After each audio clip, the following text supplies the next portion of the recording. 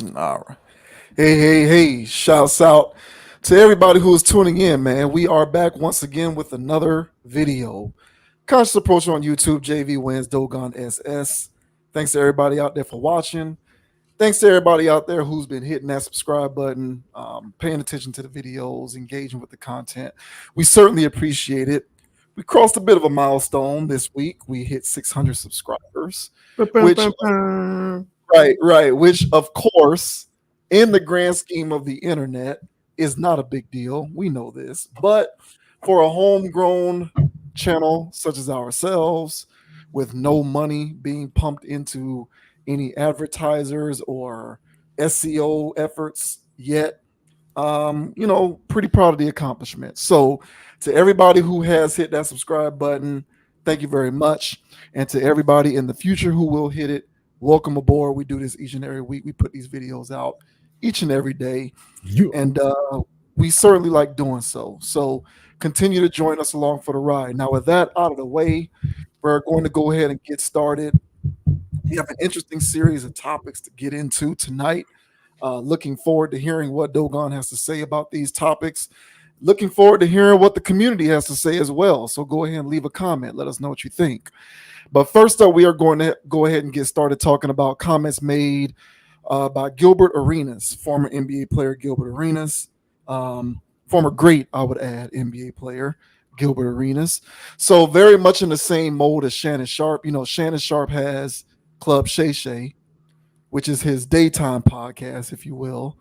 And then he has Nightcap with Chad Ochocinco, where they talk about things outside of, well, Shay Shay doesn't do just sports on, Shannon Sharp doesn't do just sports on Club Shay Shay, but they talk about more non work friendly topics on Nightcap with with Chad Johnson.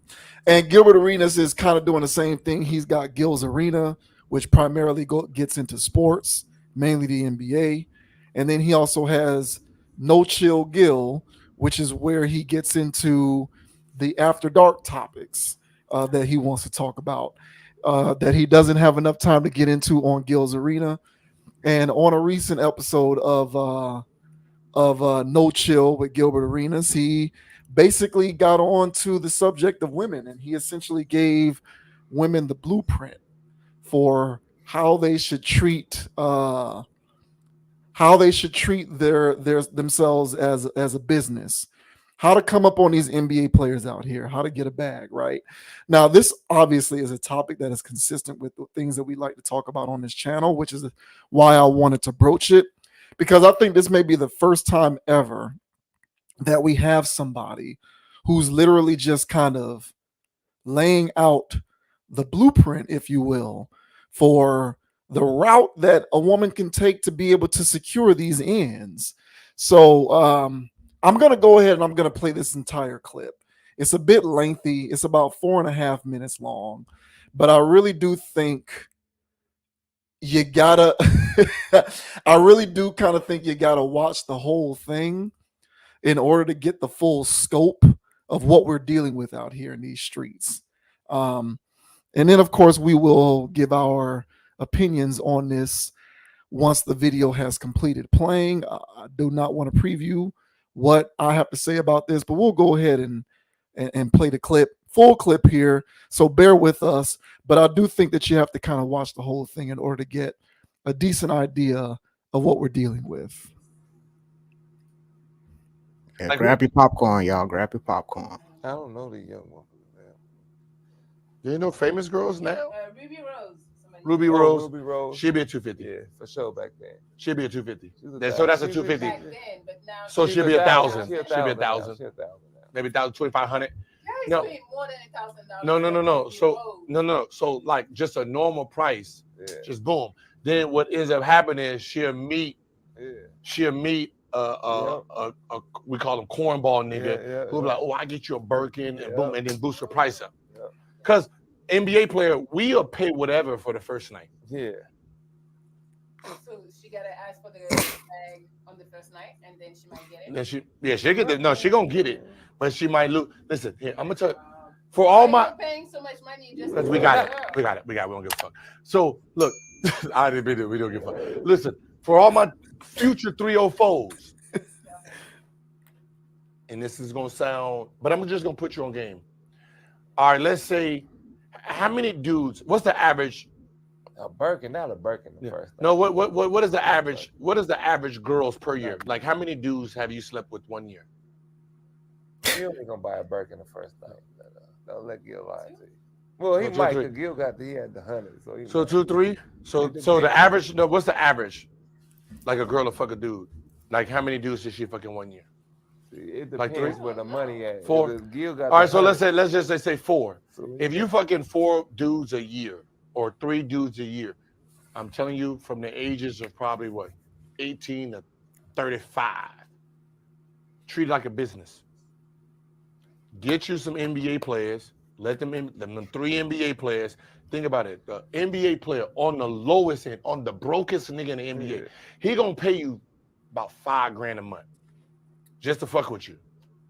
$5,000 a month. So if you got 3 of them, that's $15,000 a month just on the bottom end. Now you talking about you got like a James Harden, a motherfucker, Paul George or something, or me. You talking about just on fucking around with you? You talking about 10, 20 grand a month just to be cool. And you might have to sleep with dude maybe twice a month, 3 times a month, right? With those dudes, 3 times a month, depending. You making 60 grand a month. What job, what education you gonna get from the ages of 20 to 35 that's gonna pay you 60 grand a month? That's not realistic. Job. Like, what the fuck? That's not realistic. That's a job. Like, what's gonna pay you 60 grand a month? If she find a Gil, she gonna hold on to that Gil. No, but if she find a Gil or think about it, because we don't know who else she messing with, because we don't our web is them types. So them types. I'm talking about if you're gonna be, that's why I said 304s. You're gonna be a 304, and you got you 3. If you got 3 max players, you're talking about they'll pay you 20 grand a month just to chill. Remember Zion was paying old shorty 20 grand a month. Sure. So she got 2 more like that. That's 60 grand a month to do nothing. Just go over there and chill with the niggas whenever, go in town, and none of them really know each other. See, that's what I'm saying. What occupation that you got from the ages of 20 to 35, you gonna make that kind of money. You do that, bank up till you 35. Like some of these girls are touching $1 million a year, ain't got $5,000 in their bank account. They got a closet full of Birkin bags, red bottoms, ain't got shit to show for. And they touched $1 million that month or that year. Treat it like a job. I'm trying to tell y'all for the future. For the girl. Because the reason we're gonna pay, we're paying. Like the reason we deal with hoes is we're paying them leave. They don't say nothing. They keep telling. We don't care if they fucking with 2, 3 dudes. They not telling on nobody.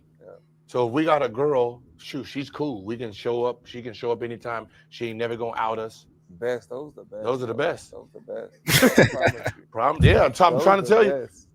And they don't if them girls you won't put you out there, just if a girl that I used to mess with, like down 10 years, never said a word, she'd be like, yeah, I'm in trouble right now. I need about 10 grand. No questions. There you go. Wow. Okay, so I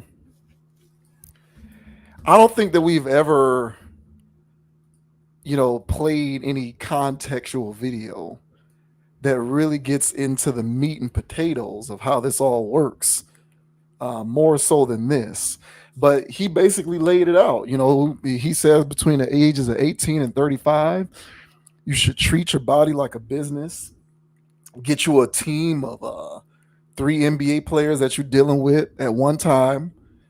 And, basically you can extract about 20K out of them and make a lucrative business out of it so that you can be somebody who's making about $60,000 a month just because you are in the company of these guys. And they'll pay it because they don't care, essentially is what he's saying. They'll pay it because they don't care. And it's not a headache or a hassle. I beg to differ about how much of a non-hassle or headache it is, but this is what he's saying. That is literally a rubric for how to be able to make this happen. And it seems to be something that we're all kind of accepting as this is the way things go now. So, um, what do you make of his plan there? 60 racks a month. And why wouldn't you do that? Because you're certainly not going to be able to get a job getting paid that much, right? So you should take this route, treat it like a business, according to Gil. This is rough. Um, this is rough. This is definitely NBA lifestyle logic. I appreciate his candid way of explaining this, especially the part where it's just like, bro, we don't care. Basically, looking at it like going to get a value meal. So, because we look at it like, oh, hey, 5 bands for what? You know what I'm saying? I'll be getting that for free. But again, I guess they're looking at those 5 bands like no different than you don't want to go to the fast food place, the Chick-fil-A's or whatever, and ordering a number or whatever. You feel a little guilty about it. You feel like you overpaid a little bit, but is it going to hurt your wallet? Is it going to really hurt your bottom line? Not really, especially if you're a check to checker. So these guys here, they look at it as spoils for their lucrative incomes and their lifestyles. So I can see that angle of it, especially the aspect of paying for them to just get out of your face. Now, if that costs 5 bands, I got to get my racks up uh, because there's some conversations I choose to not have or certain things I choose to not deal with. And if that's the going rate, then yeah, man, might want to get my guap up. But all jokes aside, um, I feel as though, yes, for the NBA players, I'll speak on. Yes, I get where they're coming from. It makes sense in that world, especially when I was a young man. Don't know what I would have done with 2 million guaranteed and an exposure to a pipeline of thoughts. I don't know how that would go, especially the first time around that I did it. So I really can't necessarily fault them for the culture that they grew up in, because again, bro, this is the last thing I'll say before I let you go. If you don't have a foundation about yourself, if you don't have a sense of identity and culture for yourself, you're bound to fall by the wayside or get caught up in the wave of whatever wave is being advertised.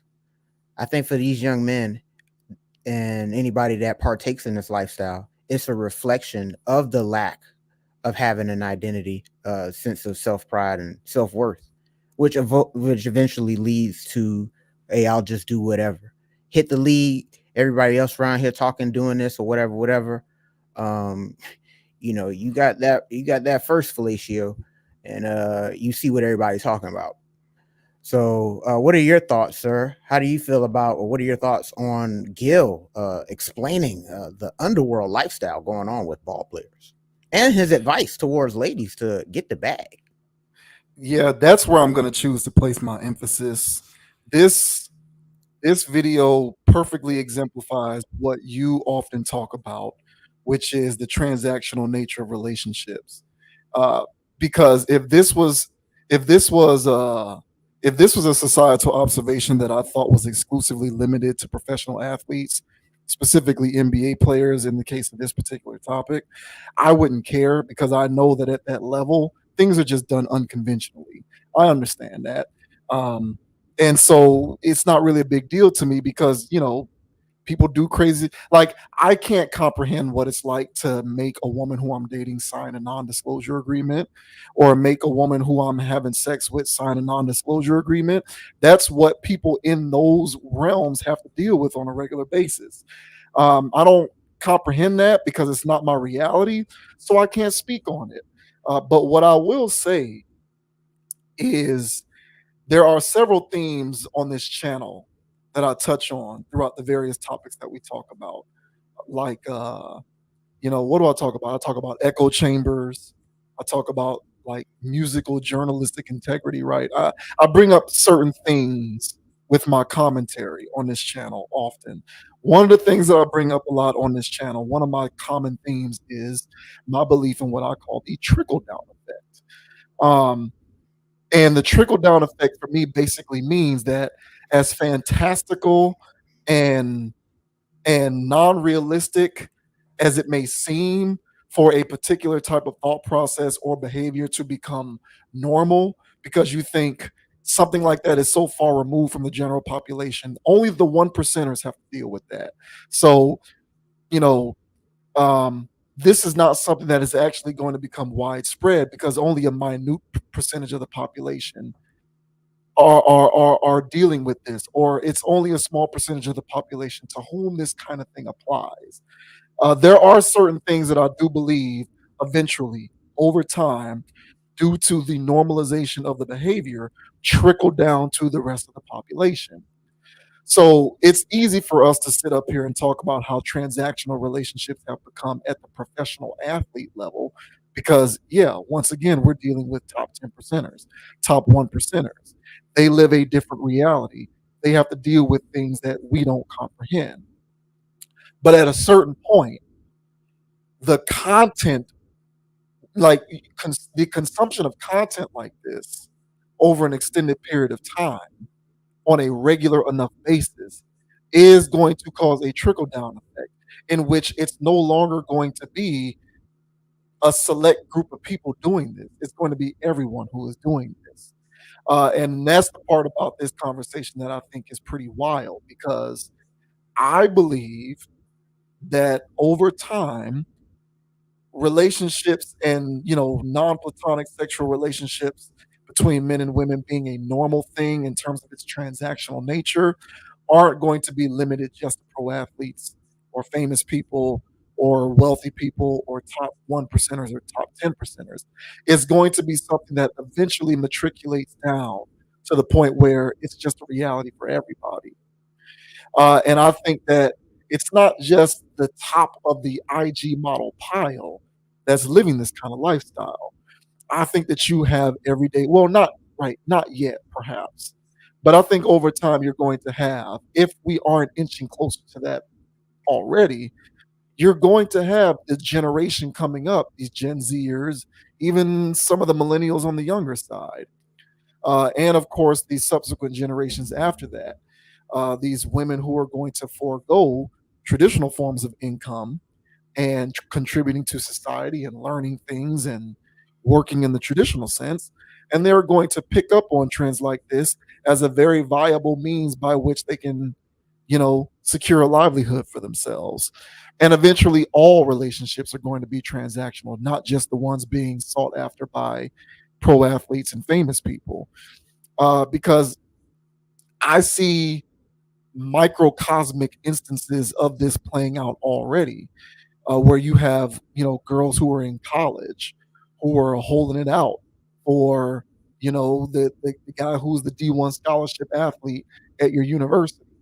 My point is, we are getting to a point where it's all going to be a matter of transaction, and it isn't going to be just a small percentage of the population. And I think for him to be able to lay it out so eloquently and so easily and cleanly suggests to me that this is something that probably goes on more than people who are in regular average world understand, and is inching closer and closer to becoming a more um, typical reality for all of us out here. Whether you're in that celebrity world, that famous people world, that pro athlete world, or not, we are seeing more and more of these, small time micro celebrity chicks, women who are going into the gym with their tripods and they're recording their videos. They're getting their bodies right because they are looking to capture the big fish. And these aren't chicks who are trying to be rappers or entertainers or professional models. They're just women with cute face and a nice body who know that they can garner whatever attention that they're looking for online because this is the environment that we're cultivating. So this to me is an instance of what I foresee being um, transactional relationships trickle down into the rest of the population over the course of an extended period of time, particularly when content like this becomes more readily consumable by everyday people? Yeah, I mean, I already think we're there. I already, I really feel like people aren't, if people aren't already there in their minds, especially men, in the aspect of what your job is to do, and right now it's to provide, protect too, for sure, but provide generally comes first. And if you don't got the bag, bro, you can't talk, you can't put your foot down, you can't do anything. You can have the most logical rules, the most logical boundaries. If you broke, they don't matter. So we're already there. So I think the part where so to touch on what Gil's advice to women is, um, the part about this that's dangerous that I don't want to give any oxygen to is they're already doing it for free. So if you're gonna be giving up bodies at the local frat party for free, you might as well be giving that up for 30 racks a month. And it's only 3 dudes. You had 3 dudes in one room that night for free. If you span those 3 dudes out for a month, he even said it. Some of these guys just want to hang out with you. You know what I'm saying? So now we probably got our D Wades out there that want you to get a little funky with them. With No. toys and stuff. You probably got that. But I would say for the most part, you got some regular everyday guys that just trying to bust nuts. And again, you're already doing it for free. So I see what his logic is. It's dangerous. It's dangerous rhetoric.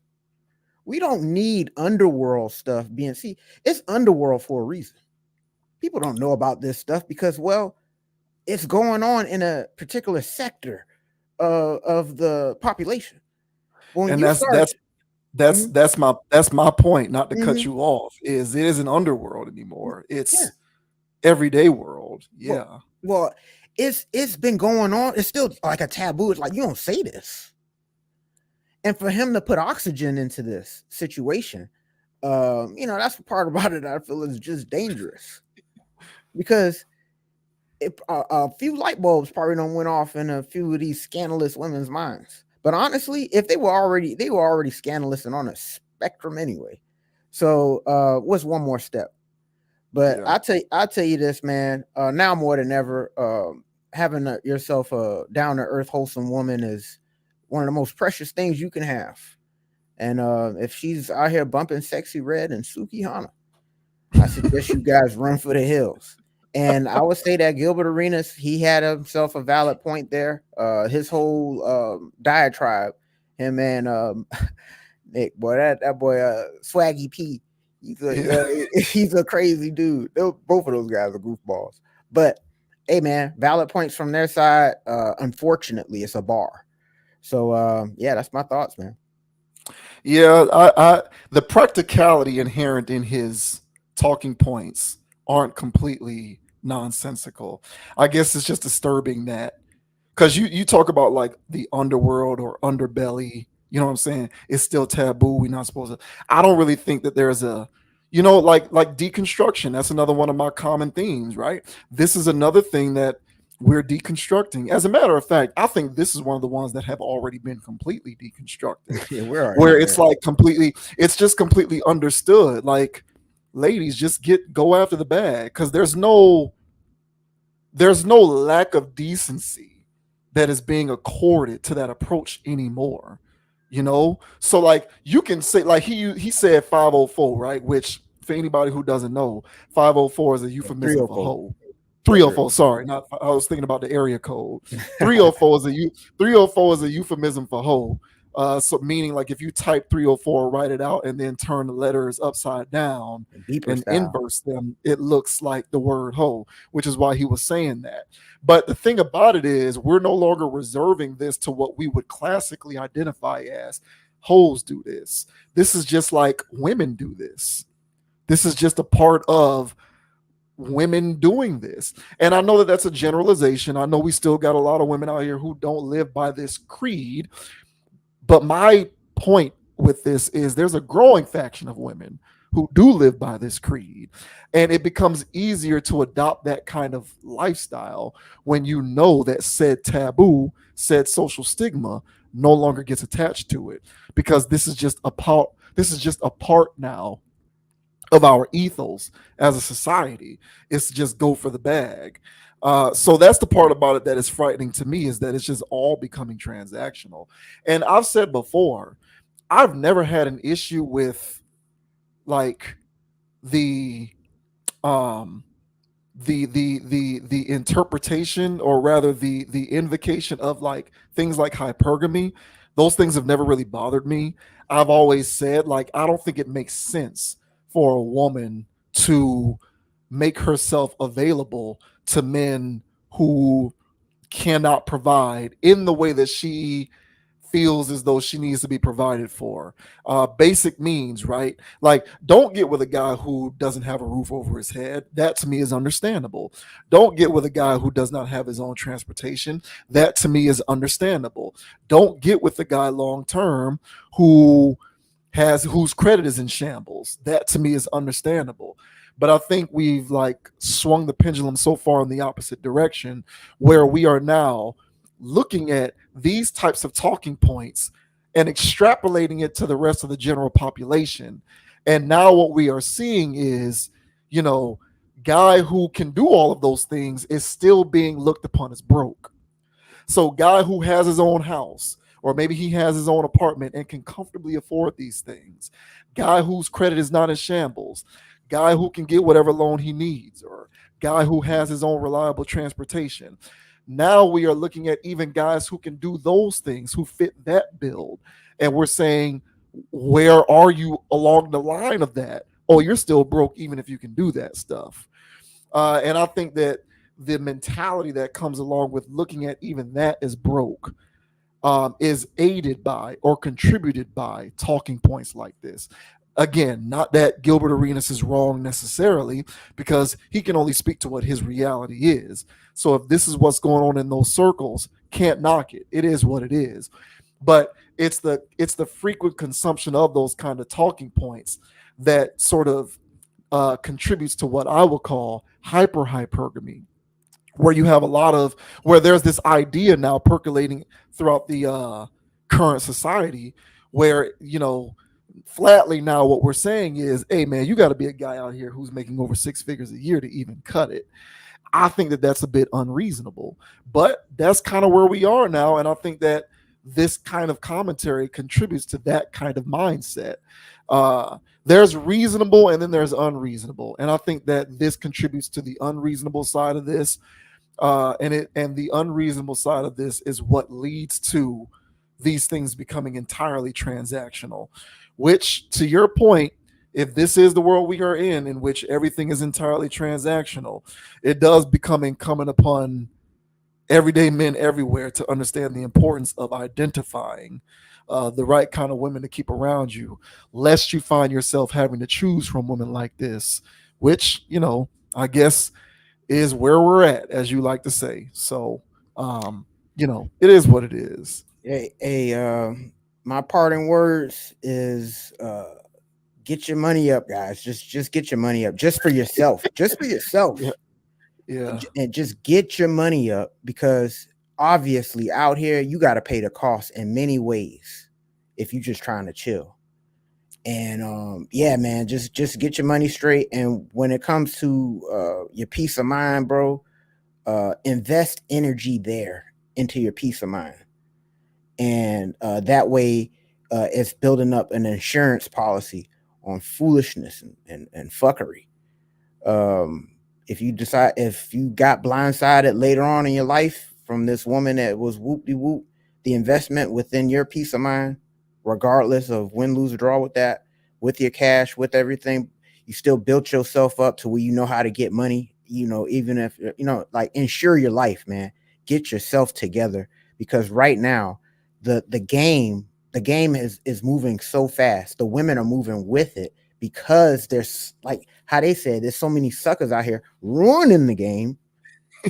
You know, these guys are paying, 1,000 to get in, get in the door, and then here comes Birkin guy and inflating the market. So all of this stuff going up, with all of this stuff going up around you, and you staying solid, the best way that you can make sure that you keep your head above water is invest in yourself, man, and invest in your peace of mind. Because I swear, one of these, harlots will try to snatch it from you, man. Essentially what you're saying is invest in yourself so that you can afford to deal with this, which I think No, not afford, not afford. Listen, this is going on. Period. So I know.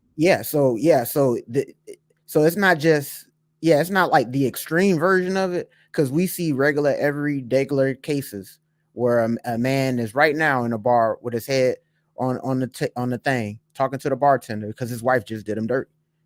And so my thing is if that guy, not even these dudes, but even that guy, just invest in yourself from anybody. And this is from a woman, anybody, family members. Invest in your peace of mind with your energy and not allowing other people to use yours. So get yourselves right, man. Stay solid and get to the back, because I know you want to ball. Yeah. That's certainly easier said than done. Unfortunately, not that you're wrong, but I think the name of the game now is it's an arms race. It's so funny. I really don't want to continue because we've already gone long enough, but it's so funny. I talked last week about I personally divested from modern relationship commentary content on the internet because it was giving me a sense of myopathy. It started to make me think that all women were like this, and so I had to back away from that. But nevertheless, I've had my fair share of personal experiences where it became very clear to me that the only reason why I cannot pass go in this particular scenario is because of my particular tax bracket. And I hear what you're saying, and it's definitely true. I just think that it's unfortunate because said guy who's investing in himself, as you so eloquently put it, he's motivated to invest in himself so that he can best position himself to afford to play in this sandbox. Yeah. And the only way that you can play in this sandbox now is if you basically relent and decide that you are going to commit yourself to this arms race for money and resources. It is what it is. I personally think that that's a bit unfortunate, albeit it is the reality. But I think that when you see commentary like this, it makes it very clear and apparent the direction that we are moving in. So wholesome women, the value of them is rising, but while the value of a wholesome woman is rising, the sheer number or amount of them, in my opinion, appears to be dwindling. So you're gonna have to figure out where you lie in that dynamic and strike the best balance possible for yourself. Shouts out to Gil though. Agree. Yeah. My goodness, bro. Keep your mouth shut. We do not need everybody knowing this stuff.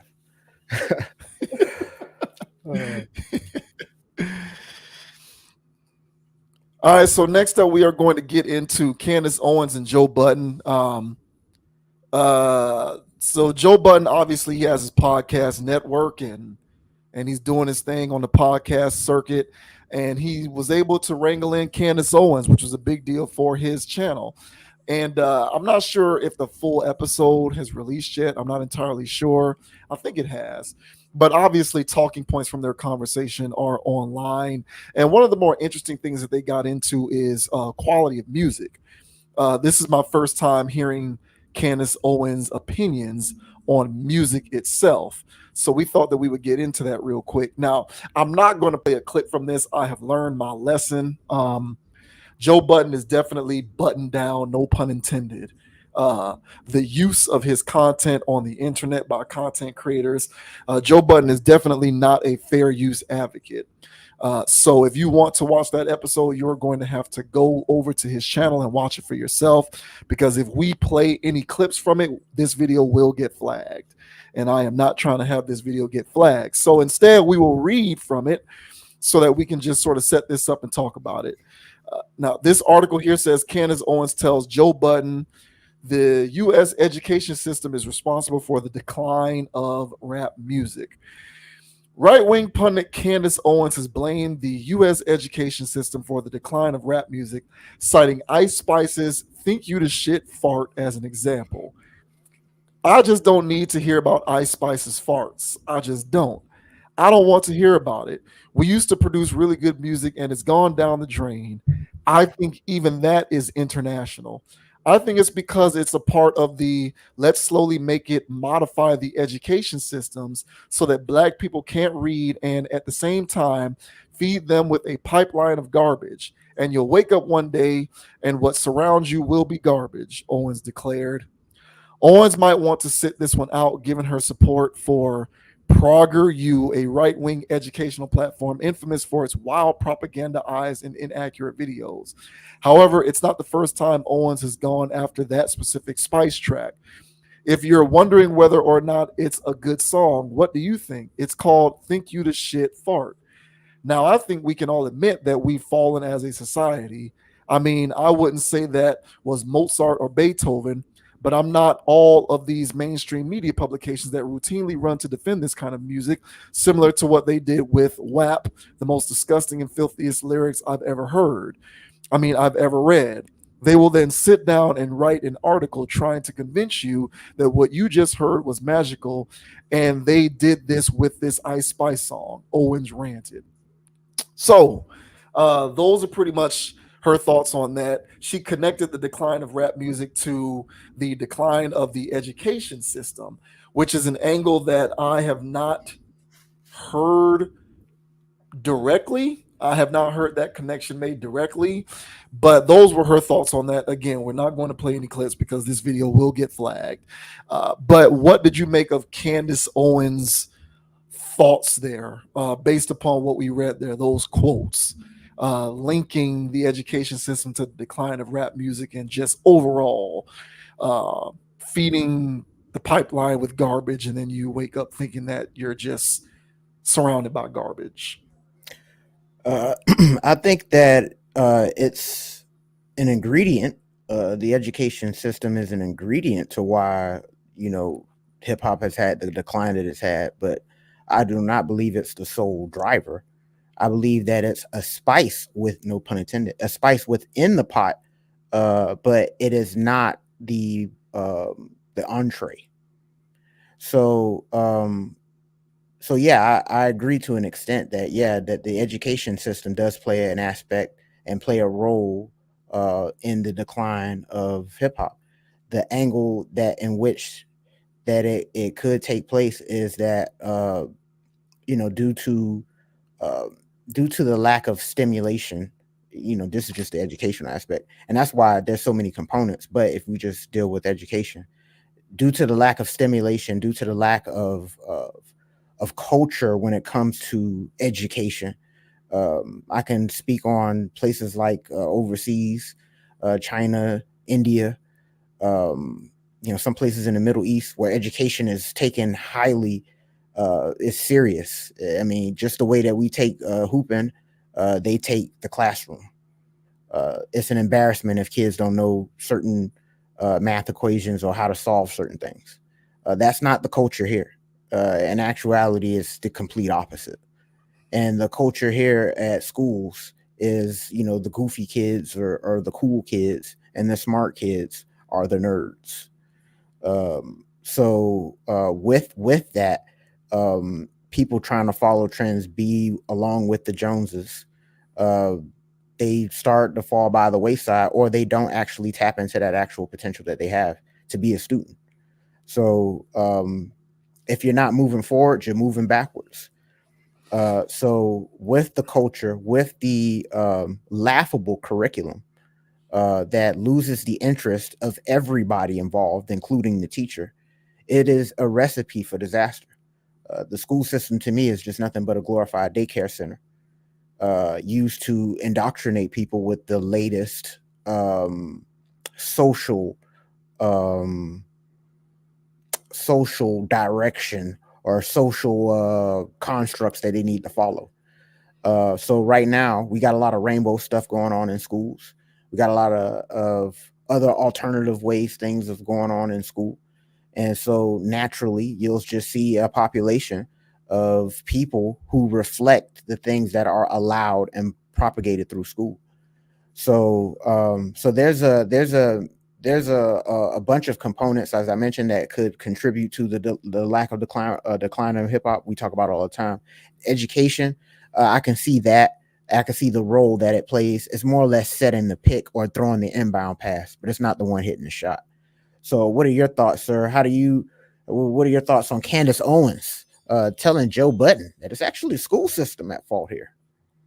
Yeah, I largely agree with what you're saying there. I think that she's identifying a symptom and not a cause. Mhm, Um, I think what she is getting at, or at least what she was trying to get at, was a decline in overall standards mhm, across the board. And mhm, education is one of the pillars in American society that has been victimized by an acceptance of a decline in overall standard, to the point where it has been utterly deprioritized in lieu of wanting to appease alternative lifestyles. That's what I think is going on in the school system, specifically the public school system, where emphasis on education and learning takes a back seat mhm, to um, being able to impress upon small children with underdeveloped brains the idea that it is completely appropriate to consider lifestyle changes that are otherwise unnatural. mhm, It just is what it is. But that's where we have gotten to when it comes to the school system. But overall, like, the school system did not create the epidemic of a lowering of standards in America. It's the inverse. Us over time embracing a lowering of standards in every aspect of American society filtered eventually into the school system. It's also filtered its way into the entertainment system, which is what we talk about all of the time. Declining quality in movie scripts, declining quality in movies and television shows. There's just across the board a decline of quality, which, in my opinion, is due to an accepted decline in standards. And the music is also a victim of this. So I think the music industry, or music in particular, is like a sibling of the US education system. And the US education system is not a parent of the music. They're more like siblings. And the parent, the actual parent, is the overall decline in standards across the board when it comes to every pillar or institution that we have embraced in this country in the modern day sense. But where I will agree with her is that decline in standards has been extraordinarily exacerbated by the journalism estate of the music industry, which has allowed this climate to persist. And I've spoken on that before in previous topics, so I'll just reiterate. In previous generations, there was a check and balance journalistically that was in place to safeguard quality of music. mhm, I don't believe that check and balance exists anymore. And it's largely because of the internet. The internet has eradicated what I would call journalistic integrity, because the advent of the internet has created this environment in which you have to be the first to content, you have to be the first to report the stuff, you got to be the quickest to do everything. You got to be the first person to get this particular person on your show. You have to be the first to get this. You have to be able to get these particular artists or this particular person of influence on your platform as much as possible, because you want to be able to hit the algorithm of the internet as much as possible. And in wake of adhering to this, we have sacrificed journalistic integrity in music to the point where when an artist puts out bad music, no one's going to call it bad. They're just going to say it was great in that artist's own way. Nothing is in it, we no longer call anything from an artistic or music standpoint good, bad. We're just basically indifferent or apathetic towards that entire process. So when you have that kind of a climate in place, you can have an influx of artists who do make bad music and will continue to do so because there's no journalism estate that's going to check them for making bad music. There's no journalism estate that is going to uphold the music for a particular level of artistic quality. So from that standpoint, I do think that she has a point because she brought up how over time, these people who write on behalf of this music or who create this or who they write the articles or they do the podcast, they will convince you over and over again that the Ice Spices of the world are making good music. Mm-hmm. And the thing about it is, if you want to say that that's good music, where is the counterbalance to that argument? Where are the people who are detractors who are saying it's not so good? If everyone is saying something is good, then it can't just be good absolutely. But what we're dealing with is everyone is saying that it's good absolutely. And if everyone is saying it's good absolutely, you have no way to be able to differentiate what is truly good from what is actually bad. And I think that has compounded with the degradation in quality overall, which is, in my opinion, a symptom of us accepting lower standards when it comes to all of our pillaristic institutions. And I think education and entertainment are siblings in that way. So I think that she's right on that. But like you, I would not suggest that a decline in the education system caused this. I just think that they're siblings. It's like they're brother and sister. The music industry, education, they're brother and sister. The movie industry is another sibling for this. The literary aspect of this, books and things of that nature. These are all siblings of the parent of a decline in artistic quality as a result not a decline in artistic quality, but a decline in accepted standards across the board. That's what I think we're looking at here. We don't really give a shit about things being good or bad anymore. And if we do, we have lowered the bar for what good means, which means that we have therefore even further lowered the bar for what bad means. And so it all plays a role, and education is a part of that, but so is music.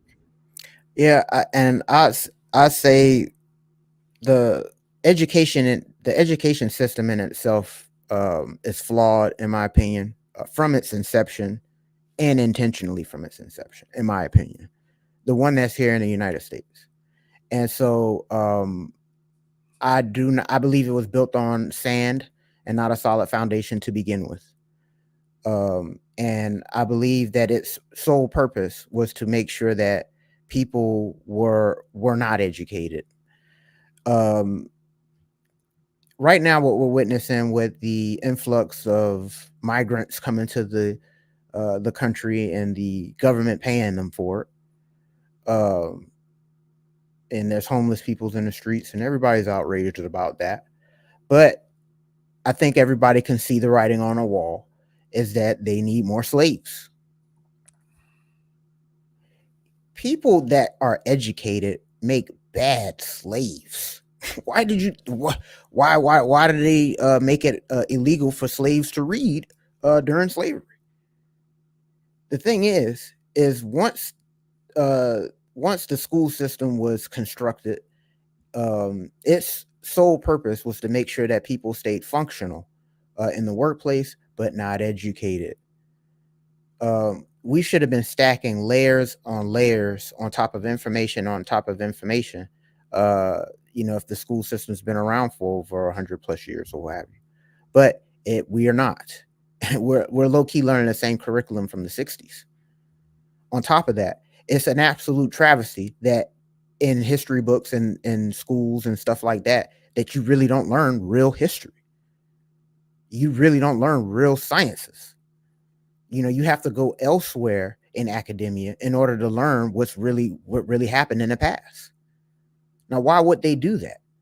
Why in civics class, world history, and anything else are they not teaching me the real history? Well, if the masses really knew the real history, well, they would have a sense of identity. But since these people don't have a real sense of identity, they have an identity that was presented to them, then they will now carry on that identity. And so they don't really teach real history. They really don't teach real anything. So its point was to make sure that they create a mass population full of ignorance. The internet changed some of that. People were readily, people had libraries at their fingertips basically. So that's pretty lit. But now what we have witnessed has been internet censorship. They've also said that they've worked these algorithms to the point to where they make sure that they construct limited options for its viewers. So that way it can just channel your mind into somewhere else with recommendations and stuff and other things instead of you having a broader scope. That's also a form of censorship to keep you away from certain levels of information. Why would they want this? Well, we need a population of slaves. So the school system, it plays its role, it plays its part in the slow degradation, in the ignorance of the American people. But again, as I said, this is just one component. This is just one area. This is just one tentacle. So valid point there, Miss Candace Owens. I'll second you on that, and I'll also raise you on there's 7 other tentacles on this octopus. Yeah, well, it's just I mean, the manifestations of all of these pillars is pretty much the same. I mean, yeah, I'm not trying to get too socio-political here, but I agree. Especially the public school system is largely designed to create a society of work. Like the point of the school system in America is to create workers, Mhm. because you need drones to continue to fuel the wage system and the working 9 to 5 infrastructure that capitalism is built on, Mhm. so that the people who are on the better side of the wealth gap can continue to thrive in the wake of the work and the physical output that is put forth by the majority, 70 to 75% at this point in time, based upon the last research that I looked up, of people who live on the opposite side of that wealth gap. So the school system is designed to create drones, workers. That's what it's designed to do.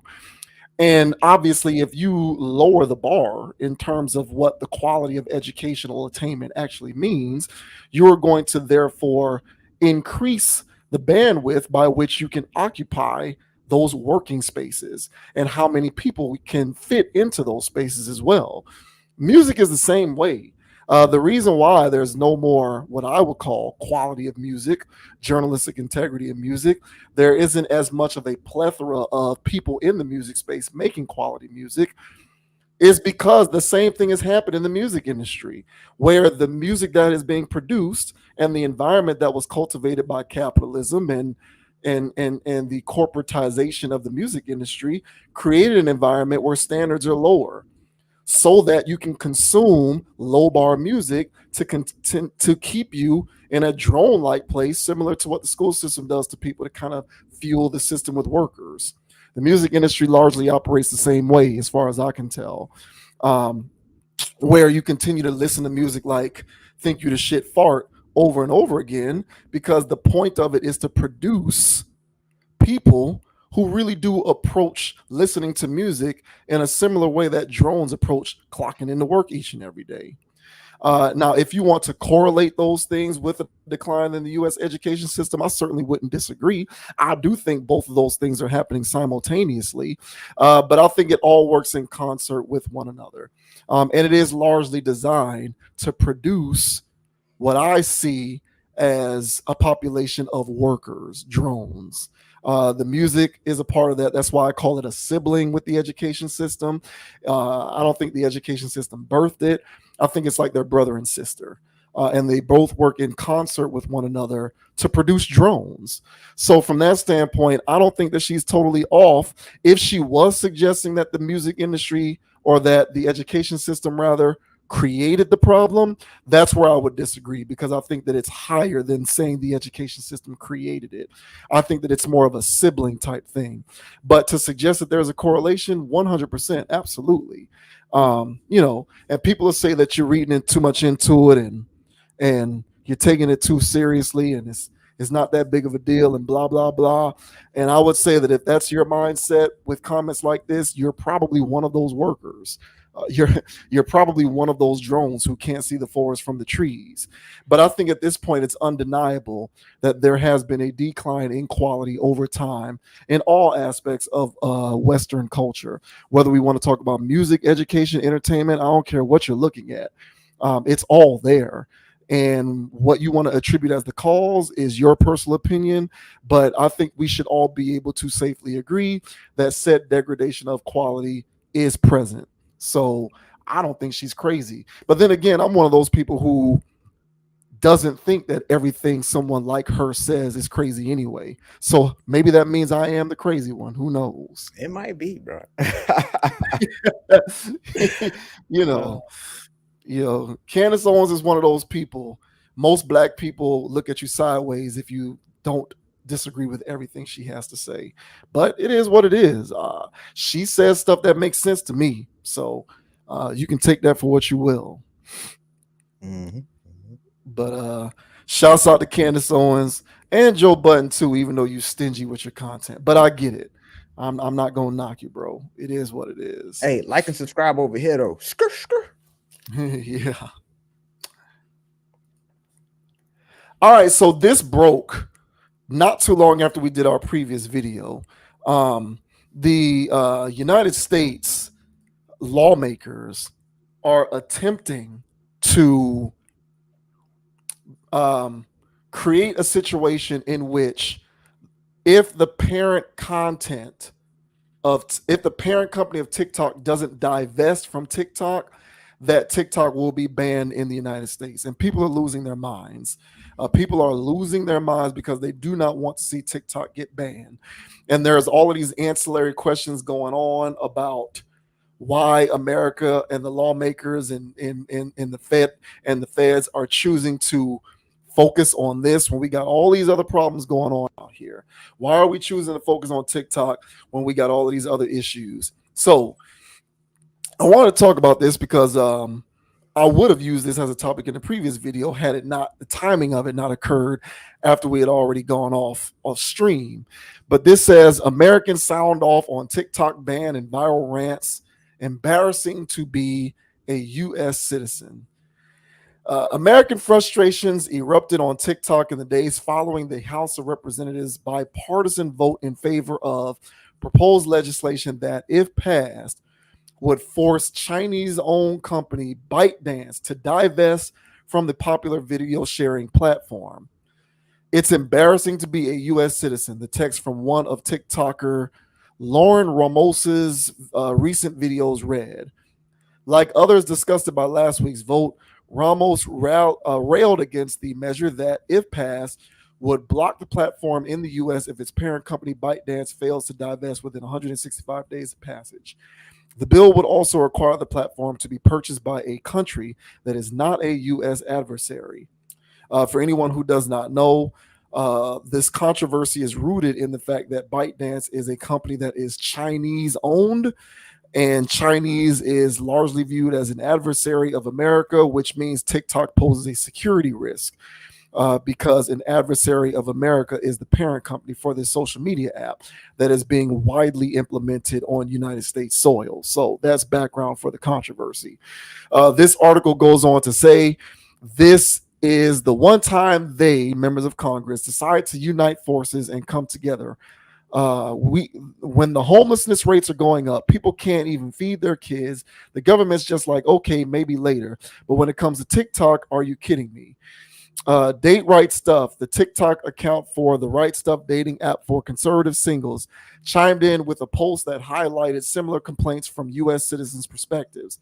I can't afford a home. I don't feel safe. Groceries are way too expensive. My entire neighborhood is filled with homeless people, he said in the video. Shifting to the U.S. government's perspective, the post sarcastically continued with, the best I can do is ban TikTok. User at Pearlmania500 ranted about the bill's bipartisan support as Congress tables more pressing concerns, with the caption on a recent video reading, "Get ready with me as we get silenced by Congress. The only thing all 535 members of effing Congress can effing agree on is to ban TikTok. That's it. That's the only thing," he said. I heard them talk about raising the minimum wage. They can't effing agree on that. I heard them talking about keeping prescription drug prices low for people. Nope, can't agree on that. But when it comes to banning TikTok, line up, buddies. So that's pretty much more of the same if we continue going down the line in terms of that article. But culture wars have now precipitated into TikTok. The United States is citing security risk for banning what people love. People love this TikTok. It's all over the place. What is it? How many users at this point? 100. I don't want to quote myself on something that's inaccurate. I can look that up. But TikTok is a big deal. Corporate America and capitalism is heavily invested in it. People advertise in it, which is the real issue here. Is it's all about the money, but the government wants to try and get rid of it if its parent company does not divest from this social media application. What are your thoughts on this entire scenario? I personally think that this is a war for the minds of the users, because right now, they can have their influence on the app, but they don't control it for real. They don't control the data. They don't control any of that stuff. This is some valuable stuff going on this app, and the U.S. government needs that. That doesn't need to be going on offshores. To me, this is deeper than money. We just talked about the education system. Kids are spending more times on this app than in school. If you spent any time on that, in that dumpster called TikTok, you'll start to see how you're fed certain things. Much like I mentioned in the last topic, you don't control what's on your For You page as much as you would like. They control whatever's coming through your feed. Everybody's getting the same stories. Everybody's getting the same videos. It's literally shifting the minds of the people in real time.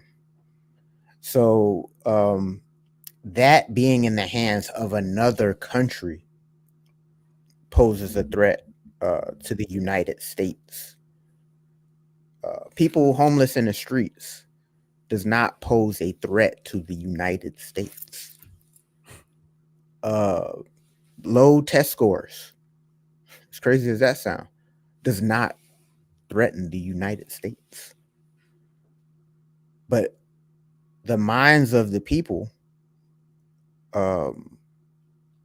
being controlled by an outside or an adversarial force, now that is a threat to the United States. So at that point, there is no disagreement in Congress, any alphabet agency. They're all on the same page when it comes to maintaining security for the country. That's why I can see why they agreed on this so wholeheartedly. I think it's all about making sure that, much like how any other major platform, social media platform, is domestic, so they want to have TikTok to be the same. This is on it, like, to strong arm a company like this will be wildness. So what are your thoughts, sir, on the U.S. government potentially banning TikTok? 150 million users as of January 2024 is how many users are on TikTok. That's just in the United States, not everywhere else. The closest the closest to that after the US is Indonesia with around 126 million users. So for whatever that's worth. But yeah, 150 million people are on this thing. I am not on it. My brain cannot handle another social media platform. But my little nephew's on it, and damn near everyone I know is also on it. So it is a big deal. But my whole thing with this is, to the people who have a problem with this proposition, the potential for TikTok to be banned, because that's what really what people are triggered by is the idea that their TikTok will be taken away from them. Mhm. If it were to go far enough down that rabbit hole, people are triggered most by the idea that their TikTok would be taken away from them. So my whole thing with that is, okay, fine. If you want to be outraged at the idea that your TikTok can be taken away, then I hope that you are aware of just how much of your identity and your brain power and your thoughts and minds and processes you are willfully giving away to other corporations through your consumption of other apps. So just keep that in mind, because you're pretty much accomplishing the same thing. Now, I guess you can suggest that it's okay if you are selling your own secrets domestically through your use of this app. Perhaps you can be content and lay your head down at night because you're giving away all of this valuable data and information to companies that are domestically proprietized, as opposed to it being a foreign country. But nevertheless, you're still actively contributing to the control of your purchasing power and the control of your behavior through your use of these applications. So I kind of feel like if you want TikTok to kind of stick around because you care so much about being able to keep it, because you want to be able to continue to use the app, uh, then you should also understand and be cognizant of some of the ramifications that come along with the use of these various applications. And TikTok does not fall into that boat exclusively. Instagram is very much the same way. All the rest of these things, Twitter or X, if that's what you want to call it, Threads, if you want to, if for all of the people out there who are using that, I don't know who's using that. What else? Facebook, for the people who are still on that. You are giving away valuable insights and data to servers that are owned and licensed by corporations, that they can then take and use that information to figure out the best and most effective ways to control the way that you spend your money. And that should cause at least some trepidation in you in terms of what your free will actually means for you. TikTok does a lot of the same stuff. So I get it. We all want to be able to use these apps, but just understand that that's also what comes along with it. So you want to fight tooth and nail for TikTok to stay. Understand what you are sacrificing on the back end, whether you realize it or not, by ardently being so in favor of stuff like TikTok not getting banned. And again, I'm not suggesting that it should get banned. I'm not on this stuff anyway, so I really don't care. But just, if you wanted to stay, understand what you give up in return for that.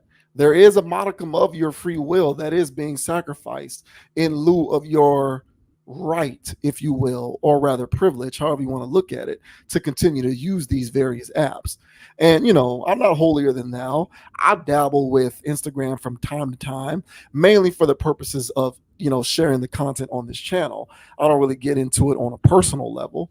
But I feel some type of way if my ability to share the content from this channel were compromised, if something were to happen to Instagram or Meta or any of the various other places that I choose to share this information, hell, even YouTube. But I also understand on the back end what I am in a roundabout way sacrificing or giving up in terms of my free will by actively contributing to these various machines. And I think a lot of times people don't realize that. I think people, generally speaking, really do think that their usage of TikTok is this harmless thing that doesn't have implications elsewhere. And I'm here to tell you that that is certainly not the case. There is an active effort to figure out the best, most effective ways to control how you spend your money, where you spend it, how much of it you save, how much of it you invest, and how much of it you superfluously spend on things that don't appreciate in value over time. So just keep those things in mind the more you continue to advocate on behalf of your right to continue to use stuff like TikTok. I agree with that aspect, because I do believe there's a degree of this that is tied towards finances and money and corporations. And my angle is just more or less just tackling a psychological aspect of it, because China does have its own TikTok, and it's different from ours. They don't have ratchet videos. Most of it's educationally based, and it has more or less of a atmosphere and a culture of advancement versus degradation, deplorable, degenerate behavior. Because that's what we're getting over here. I already mentioned that I felt as though the school system was doing its own thing to make sure that the people stay ignorant. All right. I would also say that there's other institutions in the United States that make sure that that's happening too, but it's happening at the same slow drip rate. They're not controlling TikTok, and they can't control this. So they're coming up with all kinds of ways to legally get involved to get rid of this or to fix it. And so to me, yes, there is a corporate angle, but I also think it's an angle of social behavior, because I can guarantee you this has changed the trajectory of people since it got introduced. Um, and so, yeah, I think that's why they agreed on this. That's why so many people are outraged, because they've never seen such a hard agreement. I mean, you would think people would want to save children or make things better, and Congress could agree on that. But nope, nope, we're fighting over this filibuster. What Trina said she was going to do, gerryman. Just gerrymandering. All right. But with this, nah, bipartisan, 100% agreement. Yeah. And go ahead. No. Go ahead. No, so yeah, so I think that this is just I think this is a play for the minds of the people, man. That's my thoughts. I don't know. Like, let me be very, very clear. Mm-hmm. When I talk about controlling purchasing power, mm-hmm. I also mean, see, I look at it synonymously. Mm-hmm. So when you're talking about controlling, like socially controlling social behaviors and patterns and norms and all of that kind of stuff, I look at that synonymously with controlling the purchase power, because most often, especially when you're dealing with capitalism, whatever the social stratosphere of a particular population is, it largely determines the pattern with which they spend their purchasing power, or the pattern with which they expend that purchasing power. So largely, I look at it the same. I guess I coded it as controlling purchasing power, but I really do look at it as one and the same. To me, they're synonymous. When you're talking about controlling behavior and actions and controlling purchasing power, I look at them as the same. So in a roundabout way, I think you and I are saying the same thing, but I just feel like if you remove the capitalistic aspect of this, I think America cares less about controlling stuff like TikTok. I think they're so heavily invested in being able to make sure that social behavior is kept under wraps, because that social behavior can then dictate where the flow of the money goes. So I largely look at it as a hand-in-hand thing, but I agree with you. I really do look at them both as I look at both of those particular observations synonymously. I think it's both. It's a crazy thing. I'm not really focusing on what they're doing on the governmental level or the powers that be or any of that kind of stuff, because as you've intimated when we've talked about topics like this before, you can't stop that. They're going to do it anyway, whether you like it or not, whether you picket it, protest it. I don't care how much you complain about the fact that they are attempting to do this. They're going to do it anyway. They're going to do it anyway. So the thing about it is, and the thing about me is I'm an individualist. Since I know that they're going to do it anyway, I don't focus on them. I focus on what can you do as an individual to sidestep this. And what I think individuals need to think more about is how your consumption of these things do in fact play a role in you subconsciously sacrificing free will, because that is what's happening. And if you determine that you don't care as much about that, then by all means continue to fight on behalf of your right to keep TikTok around. But I think for a decent amount of people, that may be a price that's too much to pay. It just depends on your individual sensibilities and how much you care about that stuff. But I largely agree with what you're saying. I just look at both of those as the same, whether it's the financial implications, the economic implications, or the social implications. When you get to a level that is this high, I kind of look at them both the same, honestly. Yeah, I think finances is a good game, but to me, they don't do stuff for money. They do stuff for power. So they don't care. They print money. They do stuff for power. So I'm the corporate angle. Yeah, I get it, but nah, this is about power to me. Yeah. Shouts out to Marcus Dudley on the chat, my brother, as always. I think it is a flex to try to say when it comes to you, we are in unison. Can't disagree with that either. There's certainly a lot of angles to tackle this, of course. We'll never know, or maybe we'll know what the reason for what the reason for stuff is. But I just say at the end of the day, individuals need to make whatever modifications to their personal daily habits that they need to make in order to not be victimized by certain constraints and systems of power, if you will. And I think social media activity is one of those constraints. So take that for what you will, coming from yours truly here on the Conscious Approach channel. Yeah. Hey, man, make sure you hit that like, subscribe, man. They ain't banning YouTube, though. I don't know. I think that particular video might get flagged by YouTube. We'll see. We'll see how many views that this particular video gets. Hey, man, y'all leave a comment to combat the algorithms. We can do this, y'all.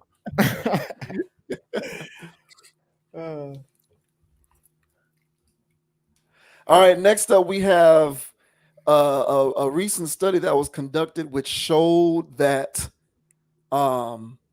crushes or intense fixations on people outside of your relations contributes significantly to relationship dissatisfaction. I think that's a good enough way to sum that up. Which then therefore contributes to overall relationship, breakdowns, if you will. So we'll go ahead and provide some context here. So this is an article. This here says intense outside crushes linked to poor relationship quality. Study finds. A recent study published in the Journal of Sex Research found that stronger attraction to a potential alternative partner outside of one's primary relationship was associated with lower relationship quality. But few participants acted on this attraction by becoming romantically or sexually involved with their crush. Decreased relationship quality was linked to a higher desire for infidelity and an increased likelihood of breaking up with the primary partner 4 months later. Intimate relationships are valued for their contribution to personal happiness and well-being, with monogamy commonly upheld as a crucial component of these bonds. However, individuals in committed relationships often find themselves attracted to others outside of their primary partnership, posing a challenge to their exclusivity agreements. While noticing attractive others is a natural and automatic process, acting on these attractions or allowing them to detract from the primary relationship can lead to decreased relationship satisfaction, potential infidelity, and breakups. This study, conducted by Charlene F. Belluan, I hope I'm saying that right. Belluan, let's just say Belluan, and Lucia F. O'Sullivan involved 542 adult participants aged 22 to 35 years from the U.S. or Canada who were in committed relationships for at least 3 months and had reported feeling attracted to someone outside their relationship. These participants were recruited through social media and crowdsourcing websites and completed 2 surveys, one at the beginning of the study and a follow-up 4 months later. These surveys included measures on demographics, relationship characteristics, infidelity, characteristics of attraction towards an alternative, subjective opportunity for connection, relationship satisfaction, perceived quality of alternatives, investment in the relationship, commitment, sexual satisfaction, and relationship dissolution. Of the initial participants, 358 completed the follow up survey, providing data on relationship quality over time and whether they engaged in infidelity with their primary crush. About half of the participants had an agreement with their partners not to be attracted to others, yet most reported attractions to one or more individuals outside their primary relationship. These attractions were often not disclosed to their partners. Despite these attractions, participants generally did not see them as harmful to their relationships, with many not desiring any change in their feelings toward their crushes. However, attraction intensity was found to negatively affect relationship satisfaction and investment, and was positively associated with the perceived quality of alternatives. Notably, a minority of participants experienced a breakup or engaged in infidelity related to their crush over the 4 month study period, although a small percentage expressed a desire for infidelity if the opportunity arose. The study suggests that while attraction to others is common, its impact on relationship quality varies, with intense attractions potentially leading to negative outcomes such as decreased satisfaction, commitment, and ultimately relationship disillusion or infidelity. One limitation highlighted by the authors in the study's reliance on data from one partner in the relationship, which might not fully capture how extradietic attractions influence relationship dynamics. The study, it's just a little crush, attraction to an alternative romantic relationship quality, breakups, and infidelity, was authored by Charlene F. Bellon and Lucia F. O'Sullivan.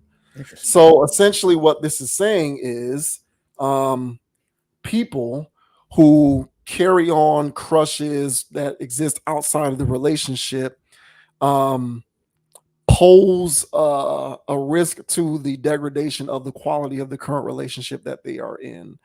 But the study, small as it may be, found that the instances of actual breakup or actual infidelity were small by comparison. So the overall evidence of people generally carrying on crushes, and that could contribute to the quality of their relationship that they are in decreasing. Correct. So you brought this article to my attention for this, and I think this is pretty interesting stuff. I guess I can go ahead and provide my thoughts on this first. Mm-hmm. So, like I said before, I think the general premise of this thing is that, what did they call this? They call it a stronger attraction to potential alternative partner, a crush, outside of one's primary relationship, was associated with lower relationship quality. So what I was reading from this, and you can correct me if I'm wrong, mm-hmm. What I was reading from this is people who are in relationships and are reporting a rather low quality of their relationships have a higher likelihood to be infatuated with a crush outside of the relationship. That's what I kind of read from it. Mm-hmm. But me personally, what I think is more likely than not is if anyone in a relationship has a fixation on an individual, a crush, if you will, outside of the relationship, even if the quality of that relationship is good or strong, there's a higher likelihood that if that crush continues to intensify, it will cause the lowering of the quality of the relationship. Correct. So yeah. I think that the crush aspect of it, whether it's whoever it is, whoever is in the relationship who's doing this, if you develop this crush and that and the development of that crush intensifies, even if you're in a good situation, it can cause the quality of the relationship to deteriorate. Mm-hmm. Because I guess cognitively, if I'm going to kind of sum it up, you're kind of looking at your crush and wondering what the opportunities there could be. And your attention to your own relationship is being diverted in such a way that it can cause the quality of the current relationship that you're in to deteriorate. Correct. So I don't, I get a little confused with whether the article was suggesting that or whether the article was suggesting that people in already deteriorated relationships are more likely than not to seek out crushes. I was a bit confused where they stood on that. But generally speaking, for me, I kind of feel like everyone has their eye out for the next opportunity. And even if you're in a good situation, it's very easy to quickly become dissatisfied with your current situation if you perceive an opportunity for someone else to be an upgrade in various capacities. Agree. And I think that a lot of that is going on out here, where people are kind of in these quote unquote monogamous relationships with one eye open to the next opportunity to elevate or to evolve or to step up or to improve. And that improvement can be in a litany of ways. It can be an improvement in lifestyle, money and resources. It can be an improvement in looks. It can be an improvement in various ways. It doesn't just have to be about those things. You know, I think oftentimes this can be broken down along gender lines. Um, generalizing it a bit, I think the likelihood that a woman who is in a quality relationship may see an opportunity to upgrade is looking at that along resource and lifestyle lines. Most likely, not saying that that's always the case, but I think most likely that's the angle that we're coming at it from. I'm not trying to generalize. Yeah, I'm I'm just throwing saying, tomatoes over here, bro. and and likewise, I think the likelihood that a man may seek out crushes, thereby lowering the quality of his relationship, is if he's looking at a woman and saying, I think that in all likelihood, it's most likely a physical thing, in my opinion, if it's coming from a man. Now, those are generalizations, so the truth is probably somewhere in the middle, right? I'm not trying to suggest that that is always the case for men or women when it comes to that kind of thing. I'm just generalizing it based upon what the diaspora of this kind of dynamic will work itself out in real time.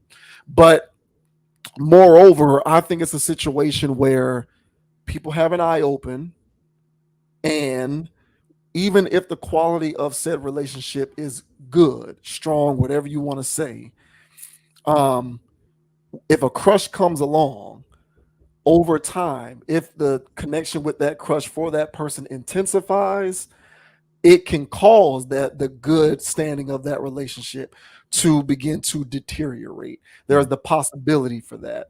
So that was primarily my main takeaway from this. But again, I don't know if I was not reading into the findings of this correctly or not. That was kind of what I interpreted from it.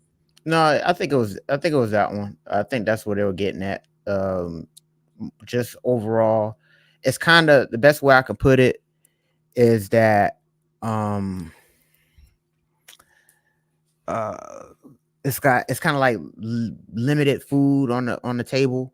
It's kind of one of those self-serve things, but it's literally only 2 servings there. So you and the person in the relationship, y'all have to share from this shared table. The thing is that when the crush is in somebody's mind, somebody's eating from the plate. So the other party's people aren't getting full no more. That person and that was interesting. I was hoping they would clarify intensity, or intensifies, because that's relative. But just the mere presence of this person, they're a reminder that I've got options, or things could be better, or whatever. Because the big thing about crushes is they're fantasy people.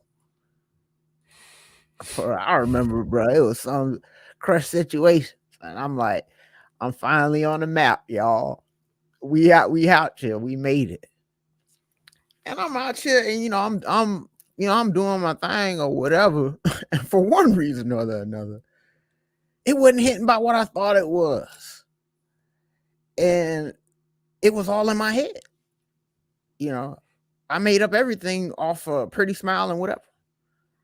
And so I say that to say is that whoever is doing the fantasizing, whoever has the crush, they're inviting that person's energy around their relationship, whether they acknowledge it, know it, like it or not.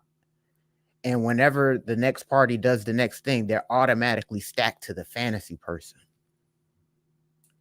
And I think that that's why it, over time, there's a decline in everything. So I think the best practice, man, you know what I'm saying? Work husbands, work wives. Now that we doing remote work, you know what I'm saying? Y'all gotta be pen pals. But if y'all still in brick and mortar, that's what I'm saying. This is kind of hard to gauge. This is interesting that they did a study on this. This is kind of something in the back of your mind you kind of already felt. But the cool thing about studies is it adds some level of validity to some way that you was feeling. So yeah, I kind of feel like this. Yeah, man, I kind of feel like this has been going on. This is what's going on in a lot of relationships. And to tie in a topic that we did last week, I believe that was last week, where it's just so many options for people nowadays. And whenever you got so many options in your phone, people got crushes everywhere now. So you don't have to see the person in real life. It's some clown online parading around and being that fantasy person for them. So, and that in and of itself is introducing somebody at y'all table, and they taking away from y'all. So I think best practice, man, if somebody out there and they had something, they thought it was, benign, hey man, reconsider, think about it again, or whenever that stuff comes up, man, just make sure that they're not taking away from what you're already got going, because the grass is generally never greener. But yeah, man, I thought it was pretty interesting, man. Study, basically breaking down that, hey man, crushing may not be so innocent after all. Well, yeah, it used to be more innocent than it is today because you brought up the main take.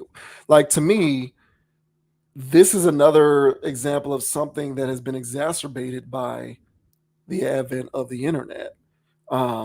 It's just fundamentally changed people's behavior. It just inside and out.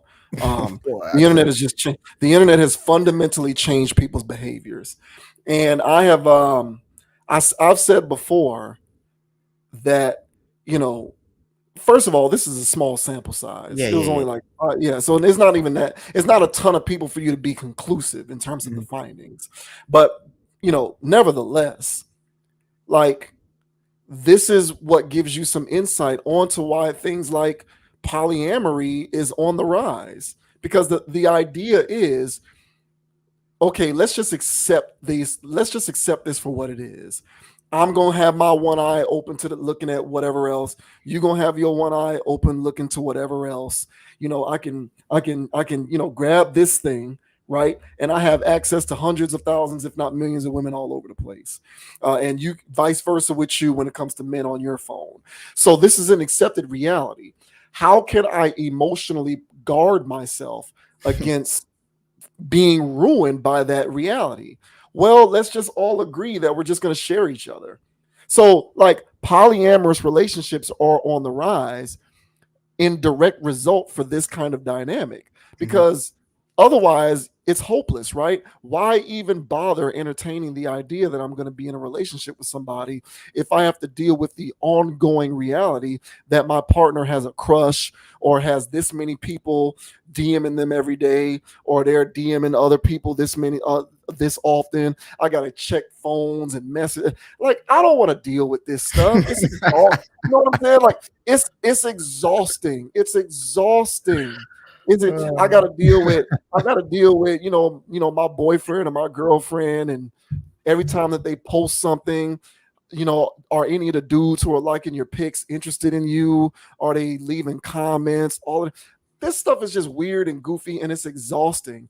So it's like, how do we emotionally protect ourselves from feeling compromised by this? Well, let's just all agree to date each other openly, and let's be able to benefit from the structuralization of relationships, but also understand that mentally and emotionally, at a moment's notice, I have other partners because my options are open. Or what can we call that so that we can put a title on it, put a label on it, so that we can feel better about it and not feel morally corrupt from it? Oh, let's just say we're in a polyamorous relationship. The word relationship is still present in the title. We still have some kind of tie to one another, but at the end of the day, do we truly belong to each other exclusively? Absolutely not.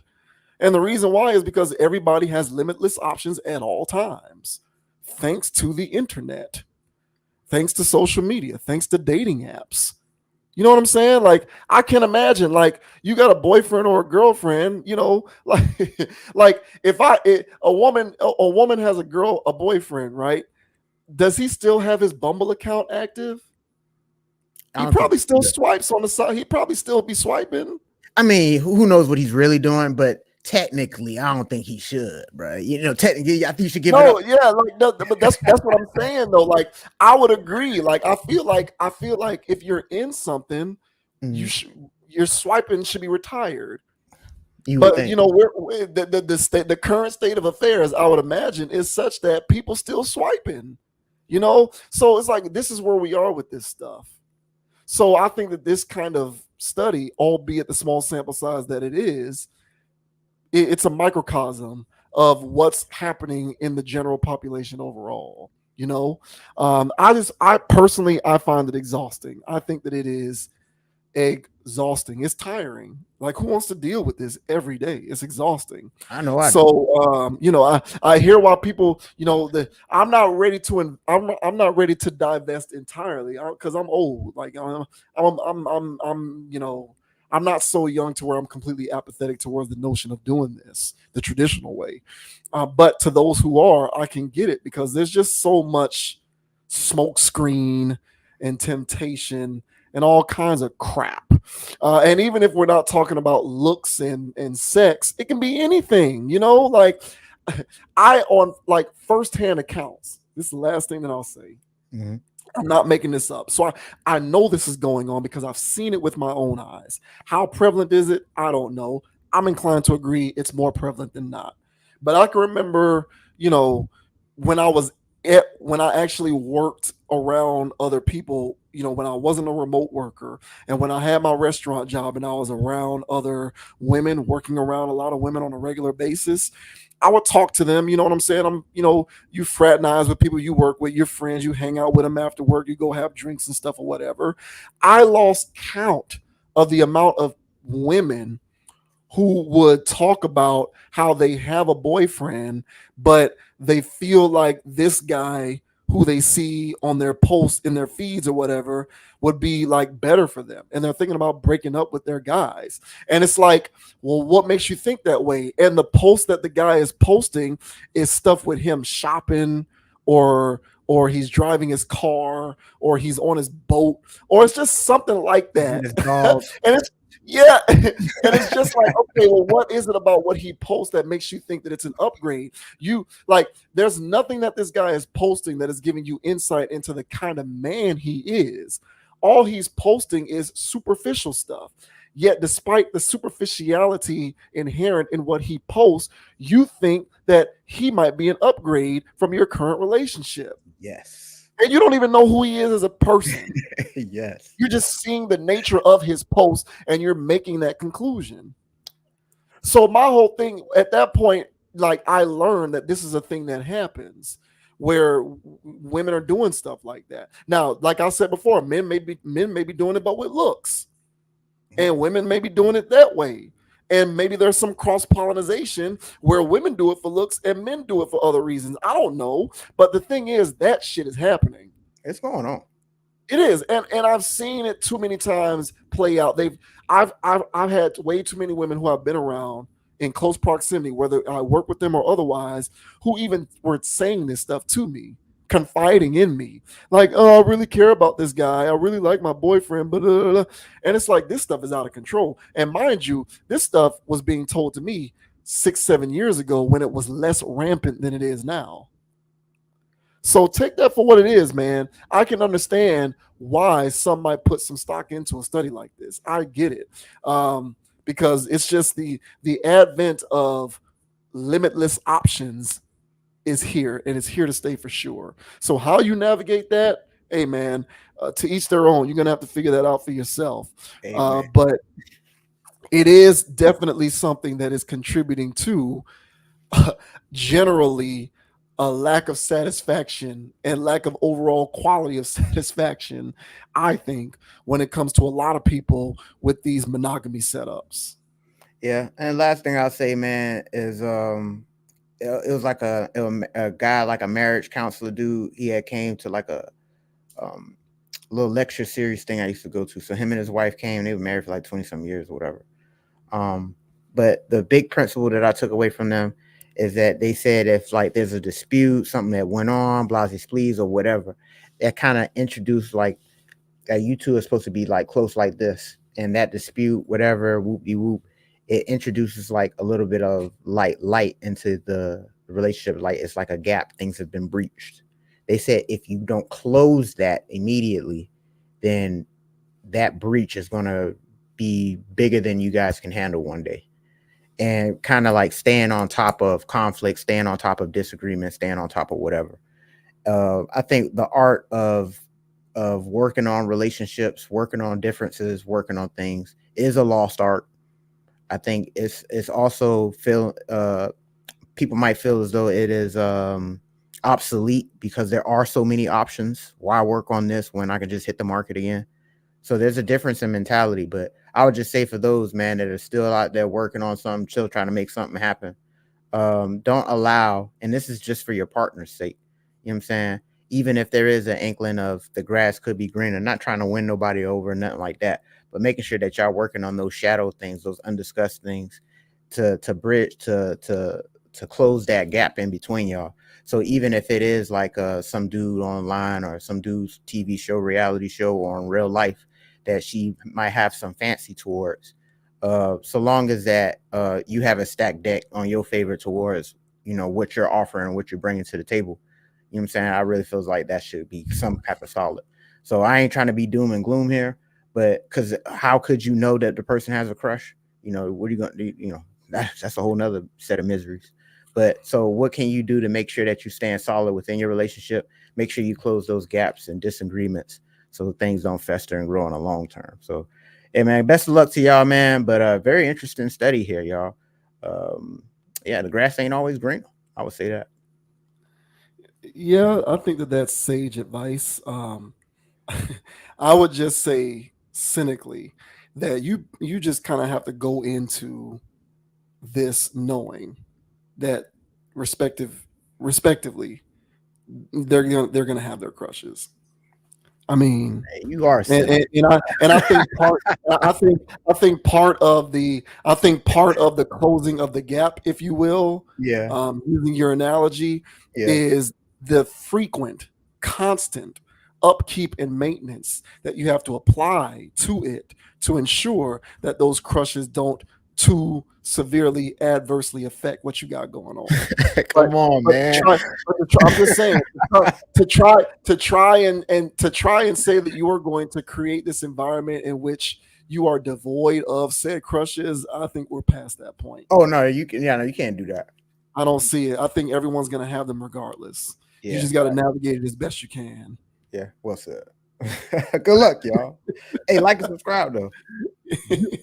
Have a crush on this channel though, Yeah, you know what I'm please. saying, and act it out Yeah, and hit subscribe. yeah.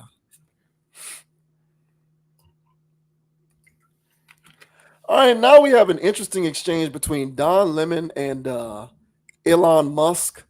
Don Lemon, ever since he was unfairly, wrongly fired by CNN, Don Lemon has moved on to hosting his own show.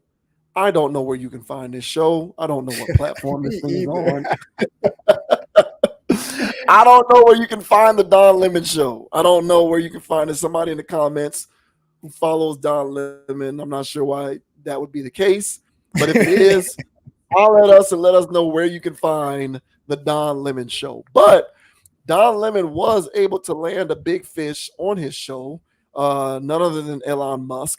And they got into an interesting dialogue, a back and forth about content on the Twitter/X platform. And Don Lemon was trying to ascertain from Elon Musk why wouldn't you take down certain forms of content that are harmful? And Elon Musk's stance is, well, we have a hard and fast policy on this. Whether you're comfortable with it or not, if it is not illegal, we do not leave it down because in our eyes that is censorship. And Don Lemon disagrees, and so there was this back and forth exchange in which they were talking about the merits of censorship on the Twitter/X platform. So this is a pretty interesting back and forth between these two guys. So we'll play this, and then we will, give our 2 cents on what we think about it afterwards. Well, that's not was what the study shows. And you said you like transparency. I'm going to show you this, and Don, you can get a study that will tell you whatever you want. But these are just a handful of extremely. You look at those anti-Semitic and racist tropes and tweets, and as of this morning, they're still on X. And from your own content policy, these posts should have been deleted. So why haven't they been deleted? Why are they still there? Did you? We delete things if they are illegal. These have been up there for a while. Are they illegal? No, they're not illegal, but they're hateful, and they can lead to violence. As I just read to you, the shooters, in all of these mass shootings, attributed social media to radicalizing. So Don, you love censorship, is what you're saying? No, I don't love censorship. Then why are you asking? I believe in moderation, but I don't believe in censorship. Moderation is a propaganda word for censorship.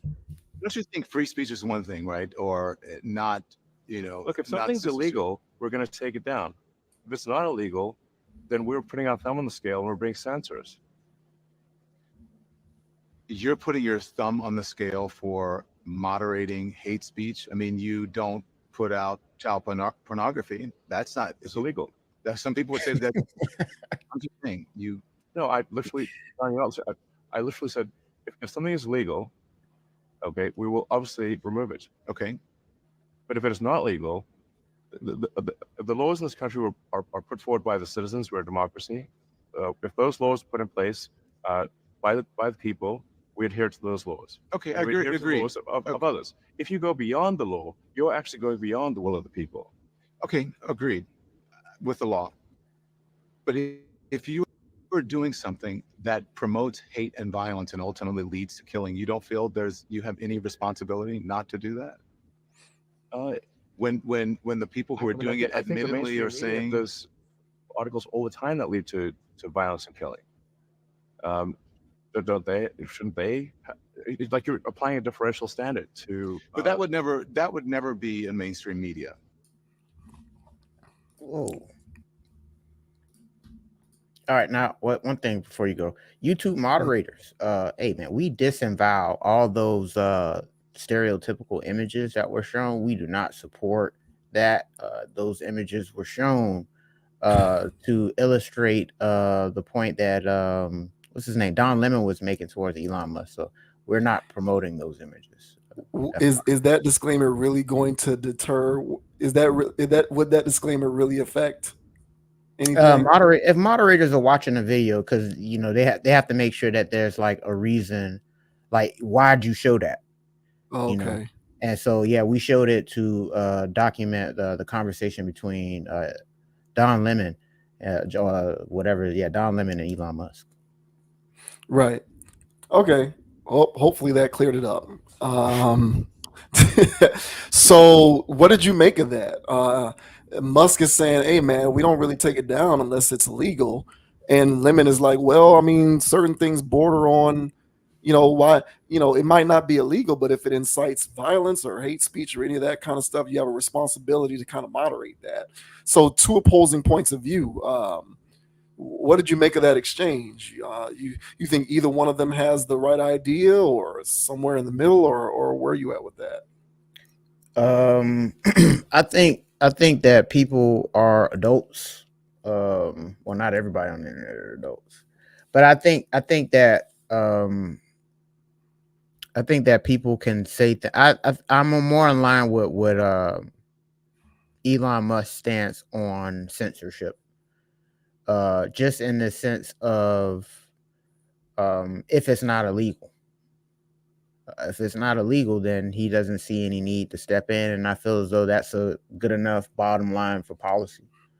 Um, there's direct cause for violence, and then there's memes. If it's a meme, if it's whatever, it should be, if it's not illegal, it should be fine. In my opinion. I don't condone hateful imagery. Just because I think it should be left up doesn't mean I think that it's fine. I think that people are going to post stuff like that regardless. Those communities of people are going to chum around with themselves, and even in the height of cancel culture, those people are still going around and having their own forums just to talk like this. So that type of banter, if you will, is not going to go anywhere.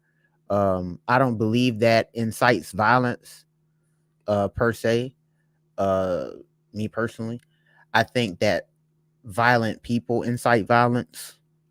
I think people that are extremely hateful aren't really taking too much time out to post memes. So long as it's not illegal, I really don't see it. And this is from a black person, and we get our jokes towards us too. We get our slurs and all our crazy stuff towards us, and or what have you. But I feel like everybody's entitled to their own opinion and their freedom of speech. So him saying that things need to be moderated, that's just code word for censorship. It's kind of like what I said earlier in the thing where, censorship is, in my opinion, has crossed over into social engineering the minds of people. So what are your thoughts, sir, on Elon Musk, Don Lemon, going at it over censorship? I think Musk is more in the right, but I don't think Lemon is wrong.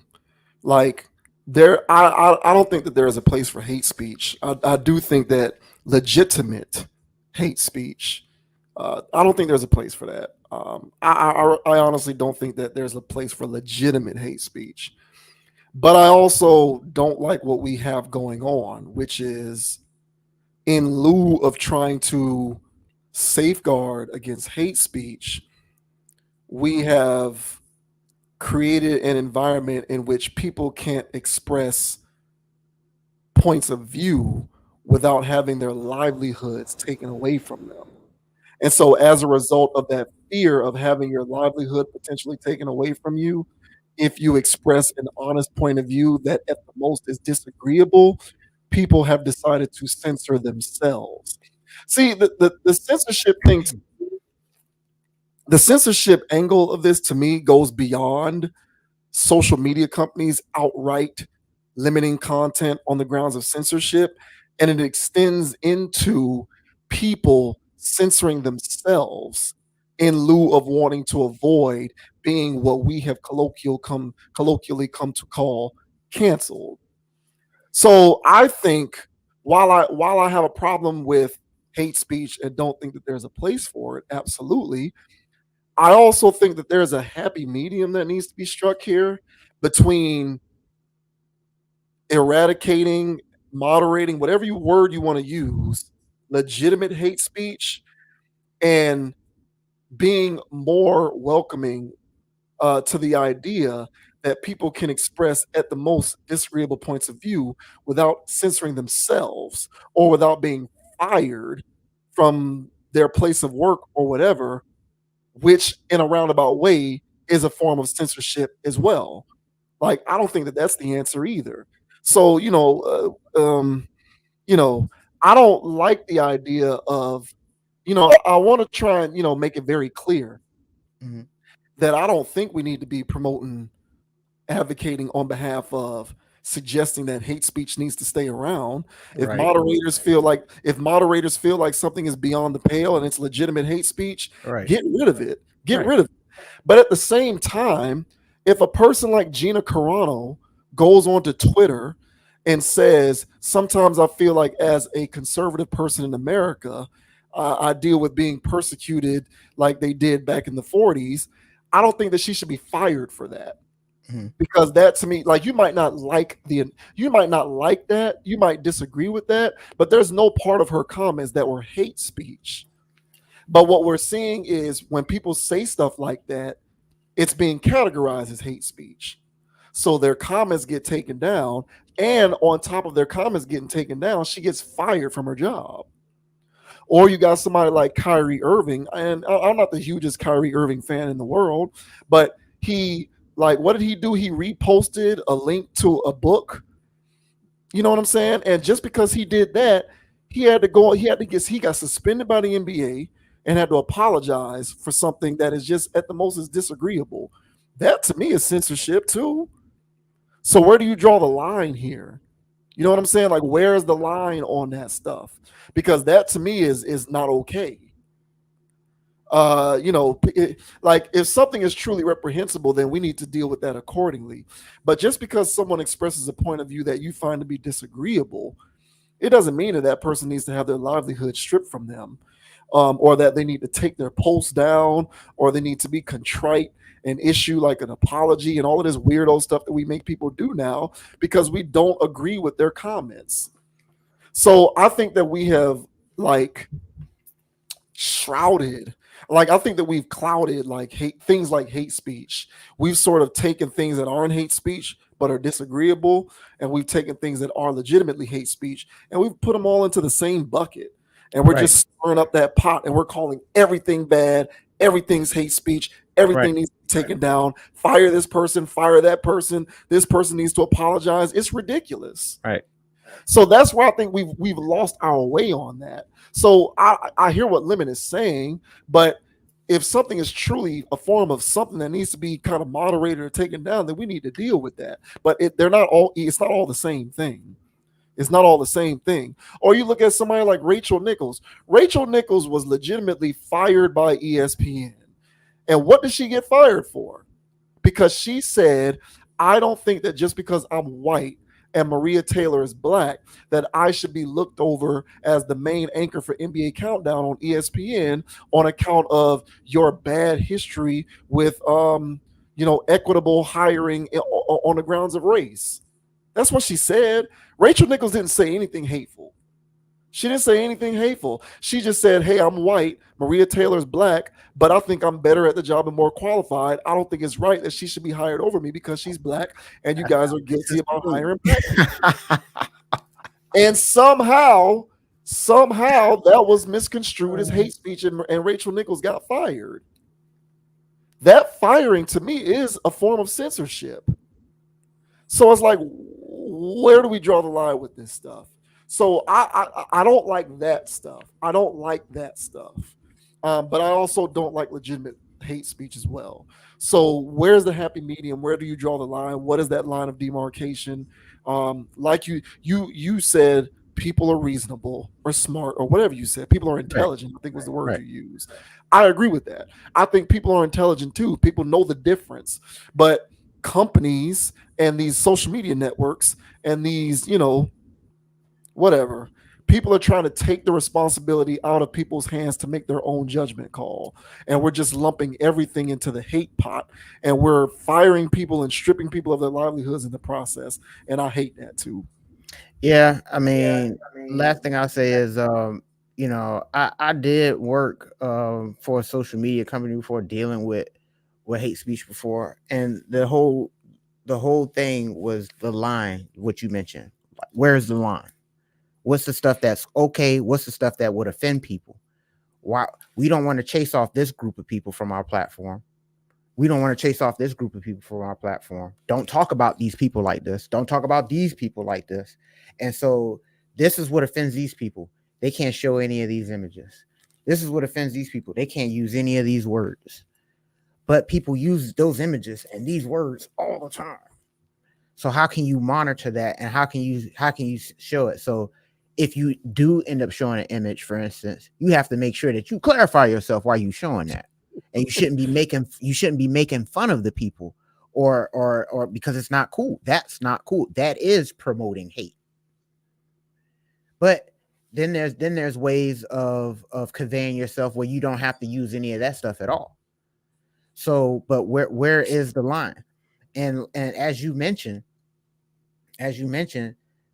once this line gets blurred, there's stuff that's thrown in that pot that to me is not even close to offensive, and sometimes it's even as a black person, and sometimes there'll be stuff coming through, and they'll play the video for me. I bust out laughing. I'm like, hey, what y'all taking this down? They say yes, Dogon, we're taking this down. I'm like, oh, whoa, I thought that was funny. My bad. No, but it's racist. But it was towards black people.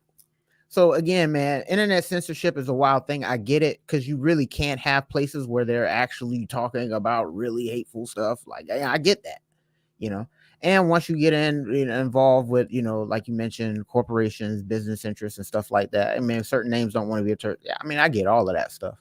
But it's a slippery slope. So Elon just took the extreme route and just said nothing unless it's legally illegal. And at that point, I'll do something. So, but that's an extremist approach to this. But he's a troll, and if you let Elon X or anything else get up under your skin, man, this is what he wants. And he probably ain't got to pay for censors or moderators either. This guy's so cheap, so you never know what's going on with this guy. But yeah, man, interesting talking points there, man. I agree with you, man. Where is the line for censorship and expression? Who knows at this point? I think the extremists on either side are controlling the narrative. Mm-hmm. The extremists who think nothing should be taken away are controlling the narrative, and the extremists who think everything is offensive are conversely controlling narratives. And there's no space for the in between. There's no space for the nuance. I've learned to live with this reality, but what really does get on my nerves is when people say stuff and it's like, like I said, the best word that I can come up with to describe it is disagreeable. Meaning, was that truly offensive, or do you just not like it because you don't agree with the point of view? There's a difference there. Right. And what bothers me is you have these people who say disagreeable stuff and their livelihoods are being impacted as a result. And I don't like that part. And, a lot of times we look at censorship as take this down, take that down, take this down, which that is traditionally what you would define as censorship. But in my opinion, when you strip a person of their livelihood for comments that they've made, that to me is a form of censorship too. Because you're deterring future behavior, right? So anyone else who thinks they might want to express whatever opinion they have, they're not going to think twice about doing so because they don't want to incur that same penalty, which is a form of self-censorship because they're just not saying anything at all. And then you have, and then otherwise in the workplace, you have policies getting made up on the fly where it's like, you can't say this or do this or else your job or your livelihood is in jeopardy, which is in fact a form of censorship. Because again, they're looping everything into that umbrella of things you can't say, not just the stuff that you actually really shouldn't say. Agreed. So it's crazy out here. So I think both of them have points. But there's got to be a happy medium somewhere in there. But we are not at that happy medium right now. All of it is being defined as a no-go, and people just can't say anything anymore. It's like if you don't got nothing good to say, don't say it at all. Because everything is a controversy, everything is offensive, and everything is a problem. And so, someone smarter than me is going to have to figure out what the solution to it is. And I don't think Musk is that person either. I think he's just a rich guy. Find someone else who can figure out the solution to that and come holler at us here and let us know what that plan is. Elon, the troll of the millennium. I love it. Yeah. Go fly into space or something.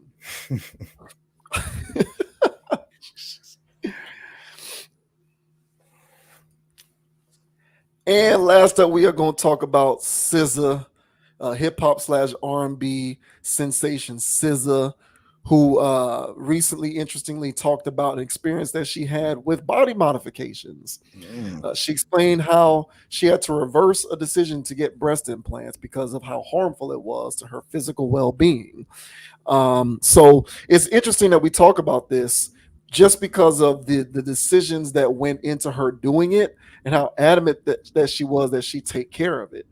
Because we also talk about stuff like this on the channel too. We talk about the BBL movement and things of that nature.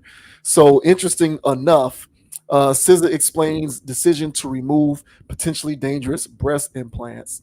SZA has opened up about reversing one of her cosmetic surgery that was originally done against the advice of her doctors. During an appearance on the She MD podcast that aired on Monday, which was March 11th, the TDE superstar revealed that she chose to get breast implants even though medical professionals advised her not to. I was supposed to see you before I got my breast surgery, but I didn't, she told OBGYN and host Dr. Thias Alia Aliabadi. Aliabadi. Phonetic spelling on that, please. Aliabadi. I like snuck and got it anyway. I was not supposed to with my risk of breast cancer. I have metal markers in my breast for all those fibrosis, for these lumps or whatever. I put them in. They ended up hurting me. I got way too much scar tissue because my breasts are too dense and I'm not supposed to have breast implants. And I ended up getting extra fibrosis, like with tissue or whatever. And I didn't feel good and it was painful. So I took them out and now they're just my boobs. SZA has never concealed the fact that she got a Brazilian butt lift, and she opened up about what led to that decision last year. During an interview with Elle published in May 2023, the Jersey-bred singer confirmed that she had her body altered to look better in clothes. I always wanted a really fat ass with less gym time. Yeah. I didn't succumb to industry pressure. I succumbed to my own eyes in the mirror and being like, no, I need some more ass. Damn it. She even joked that she treats her new body like an accessory that just adds flavor to whatever she's wearing. I hate trying on clothes, the 34-year-old added. I don't shop anywhere. I just wear whatever is free in my mail. I'm like, is it an extra large? Great. If I can feel like I'm under a blanket when I'm outside, that's ideal. I treat my butt like a purse. It's just there to enhance whatever else. And that's why I paid for it, because it works all by itself.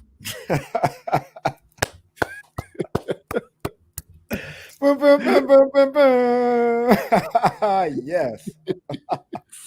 So what do you think about that, man? She clearly is not averse to cosmetic enhancements, so long as they do not adversely affect her actual health. As you can see, she got rid of her breast implants not because she had a come to Jesus moment and decided that it was best to just not do it, but because they were literally posing a risk to her overall health because she's at risk for breast cancer. But what do you make of those comments there, man? Do you think that this is a strike one for the BBL movement out there, or strike one for the all natural crowd? I think this is a strike one for the BBL community. And that, honestly, bro, the BBL community, they only take losses, bro. Like I haven't seen one W yet. So nah, bro. I can't co-sign this. Although it was funny, she clearly has a good sense of humor about this. So that's cool. But when I saw recent photos of her, yeah, man, she looks like another person. I mean, new nose, new cheeks, new lips. I mean, she got the entire package. So I'm not surprised. She wanted the boobs too. The part about it that's shocking was against doctor's advisory. That's wild. But at least she still had enough sense to take them out, even though it was causing her pain or whatever. But still, she had sense to take them out or what have you, because you never know what's going on nowadays. But But yeah, man, this is man, I was hoping that she was gonna have a come to Jesus moment with this. And then she was just bragging about how fat her ass is now. I can't jive with that, man. But yeah, I'll just say this to all my ladies out there, scissor fans or not, because I ain't really got nothing against her. I only hear cool things about her. So I ain't got nothing to say about her in that regard. But to my scissor fans out there, man, if y'all are considering this, please reconsider. All right. So no, you might not have a fibrosis situation. But you might have a concrete ass situation, and we don't want that, and we don't need that over here. So yeah, just avoid surgery. So yeah, L for the BBL community. Your thoughts, sir, on Miss Scissor going a little reverse action on the boob jobs? What are your thoughts? You know what part of this I focused on the most, right? Nah. I'm gonna read it again. I always wanted a really fat ass with less gym. Oh yeah. Do it.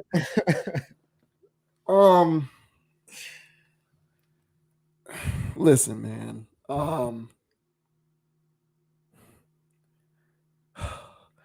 People need to stop being lazy. That's not Stop being lazy. You know, I really don't have a whole lot to say on this other than stop being lazy. You know, guys, stop being lazy.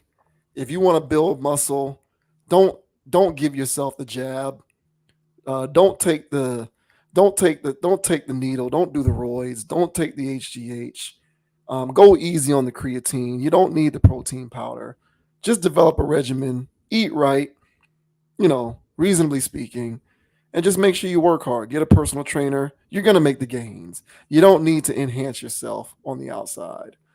Ladies, you want the hourglass figure. You want the nice hips to ass ratio. You want a quote unquote fat ass. You can attain that without looking like a cartoon character. Like you really can. It's possible. You know what it's called? It's called a squat. It's called a lunge. It's called the booty builder. It's called Romanian deadlifts, RDLs. It's called standing squats, standing lunges. It is also called get yourself a personal trainer and just work. a female Just work. trainer. Shouts out to our video last week. Yeah, get a female trainer. Like, you know what, man? In the video in which we talked about Candace Owens, right, and the education system and all of that, my overall point was that across the board, in human civilization, we have accepted a lack of overall quality across the board. There's a lower standard for everything.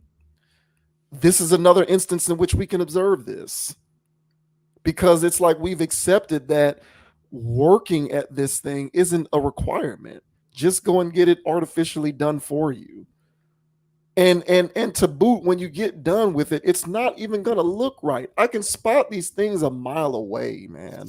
When I go, and then you know what I find so funny about this? What is so ironic to me is you get these women who decide after they've gotten the surgery that they're going to start working out on a regular basis. Now, that makes no sense to me whatsoever. So you didn't want to work. You didn't want to work out. You didn't want to go to the gym. You didn't want to exercise. You didn't want to do anything with fitness before you got it. Now you have the plastic ass. Now you want to go in the gym and do the exercises. You don't need to at this point. She looked crazy in them pants now. And on top of that, she got the motivation. She didn't think she could get there before. That's like the guy that's roided out. You know, now that he's actually got the you know what I'm saying, the pecs and stuff, he want to see how that look in the mirror when he. But you didn't get there. You didn't actually get there though. You paid for it. You didn't get.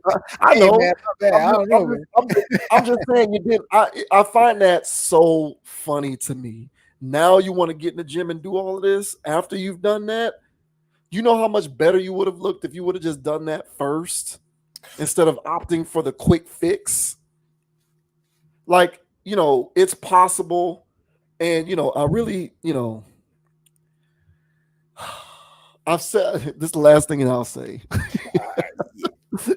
Okay. Cause like I mentioned my 14, 13-year-old nephew, how he's going to likely be in the dating pool, having to choose women who do sex work, OnlyFans, and so on and so forth. He's also going to be dating women who have the BBLs, in addition to, well, matter of fact, he's going to be dating chicks who went and got BBLs so that they can do their OnlyFans and be more successful and prolific at their OnlyFans because they got their surgeries done. So I feel sorry for the future generations, because these are the women that these men are going to have to choose from. These plastic, concrete ass women. I just don't understand it. I do understand it, but I don't, because people have always wanted to circumvent the system and find a quick fix. But that's never been a sustainable solution. You should never shy away from putting the work in. And she just strikes me as somebody who's unwilling to put the work in, like so many other women in the world who opt for this. If you just put the work in, you'll make the gains. But we've accepted laziness as a viable means to live life in the world today. And this is one of the aspects in which you can observe this. That's pure laziness. She literally said here, and I quote, "I always wanted a really fat ass with less gym time." How can you sum that up to me other than it's laziness?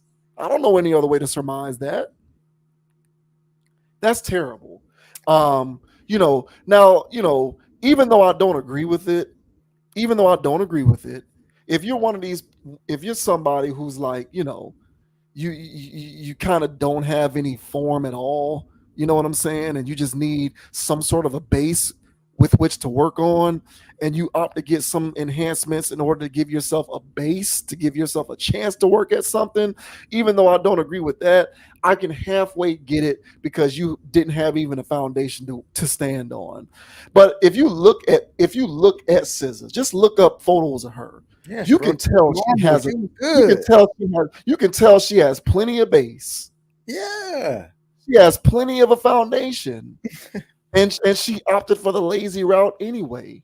And she's going to be rewarded by these simpleton men who think that that's attractive. So there's no incentive for her to actually do anything that resembles work ethic remotely, which is a conversation for another day.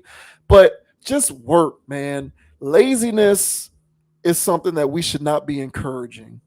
And we encourage it. This is one of the aspects in which you can observe us encouraging laziness.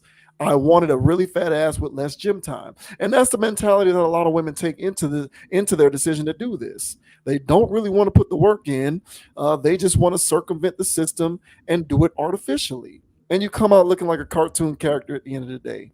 So I give her credit, even though I don't. I give her half credit for reversing the breast implants, but she only did that because she could have got cancer. Right. Yeah. So if there was no threat of cancer, she would have stuck with that too. So I mean, this is what you got. That's my takeaway from this. As a society, we embrace laziness. So I mean, sad, but it is what it is. And just to touch on, I can't even do the base argument. If you're like, below par, just to get the base. Like, I mean, if anybody's going to do it, okay. But, but even then, even if you got like a Hank Hill ass, you know what I'm saying? It's like, come on, man. I was gonna say concave. That's what I was gonna say. Yeah, like I didn't want to offend nobody. Yeah, I didn't want to offend nobody. Yeah. Oh, hey, man. Hey, bro. If you got that going on, you know what I'm saying? I know there's still something there. Just hit the gym, try something, man. But to come out looking like those oblong humans, you don't want to look like a science fair project. I don't know. The false sense of confidence that I see some of these people walk, and it's some botched jobs, and the false senses of pride of look at my behind. horrendous butt to thigh ratio. Yeah. I mean, and these people, but it's the Birkin bag dudes from topic A all the way over here in topic Z messing up the game. Honestly, bro, we could have brought them up in each topic. Just messing up the game somehow, some way. So all of my dudes out there that's on their square, not out here messing up the game. Hey, kudos to y'all, bro. We need more real stuff in the game, man. And shout out to my natural sisters out there and all my Scissors fans out there. Stay natural, sisters. We love you. All right, stay natural. Yeah, please stay natural. Yeah, just work, man. Just work. I see it every day. I am an avid gym goer. I've seen the women who come in, and you can tell it's a blank canvas. 6 months later, they banging. You just got to be able to work, man. You got to be able to put the work in. And we are at a point in society where there's just this routine acceptance of laziness and circumvention. And you see it across the board. We can go on and on with this. This is another way with which we can observe that. Music, movies, sports, bodies, journalism, education, relationships. Everything is just a routine acceptance of laziness. It don't even look, at the end of the day, it looks clearly unnatural. It looks crazy, like you look like a cartoon character. But whatever. That is just the opinion of one gas bag on the internet. Do whatever you gonna do with your fake plastic ass. But with that out of the way, we're going to go ahead and conclude tonight's stream. Appreciate everybody for tuning in. Conscious Approach is on Instagram at ConApproach, ConApproach. JV Wins on Instagram at JV Wins, JVWINS. Check us out, RSS feed.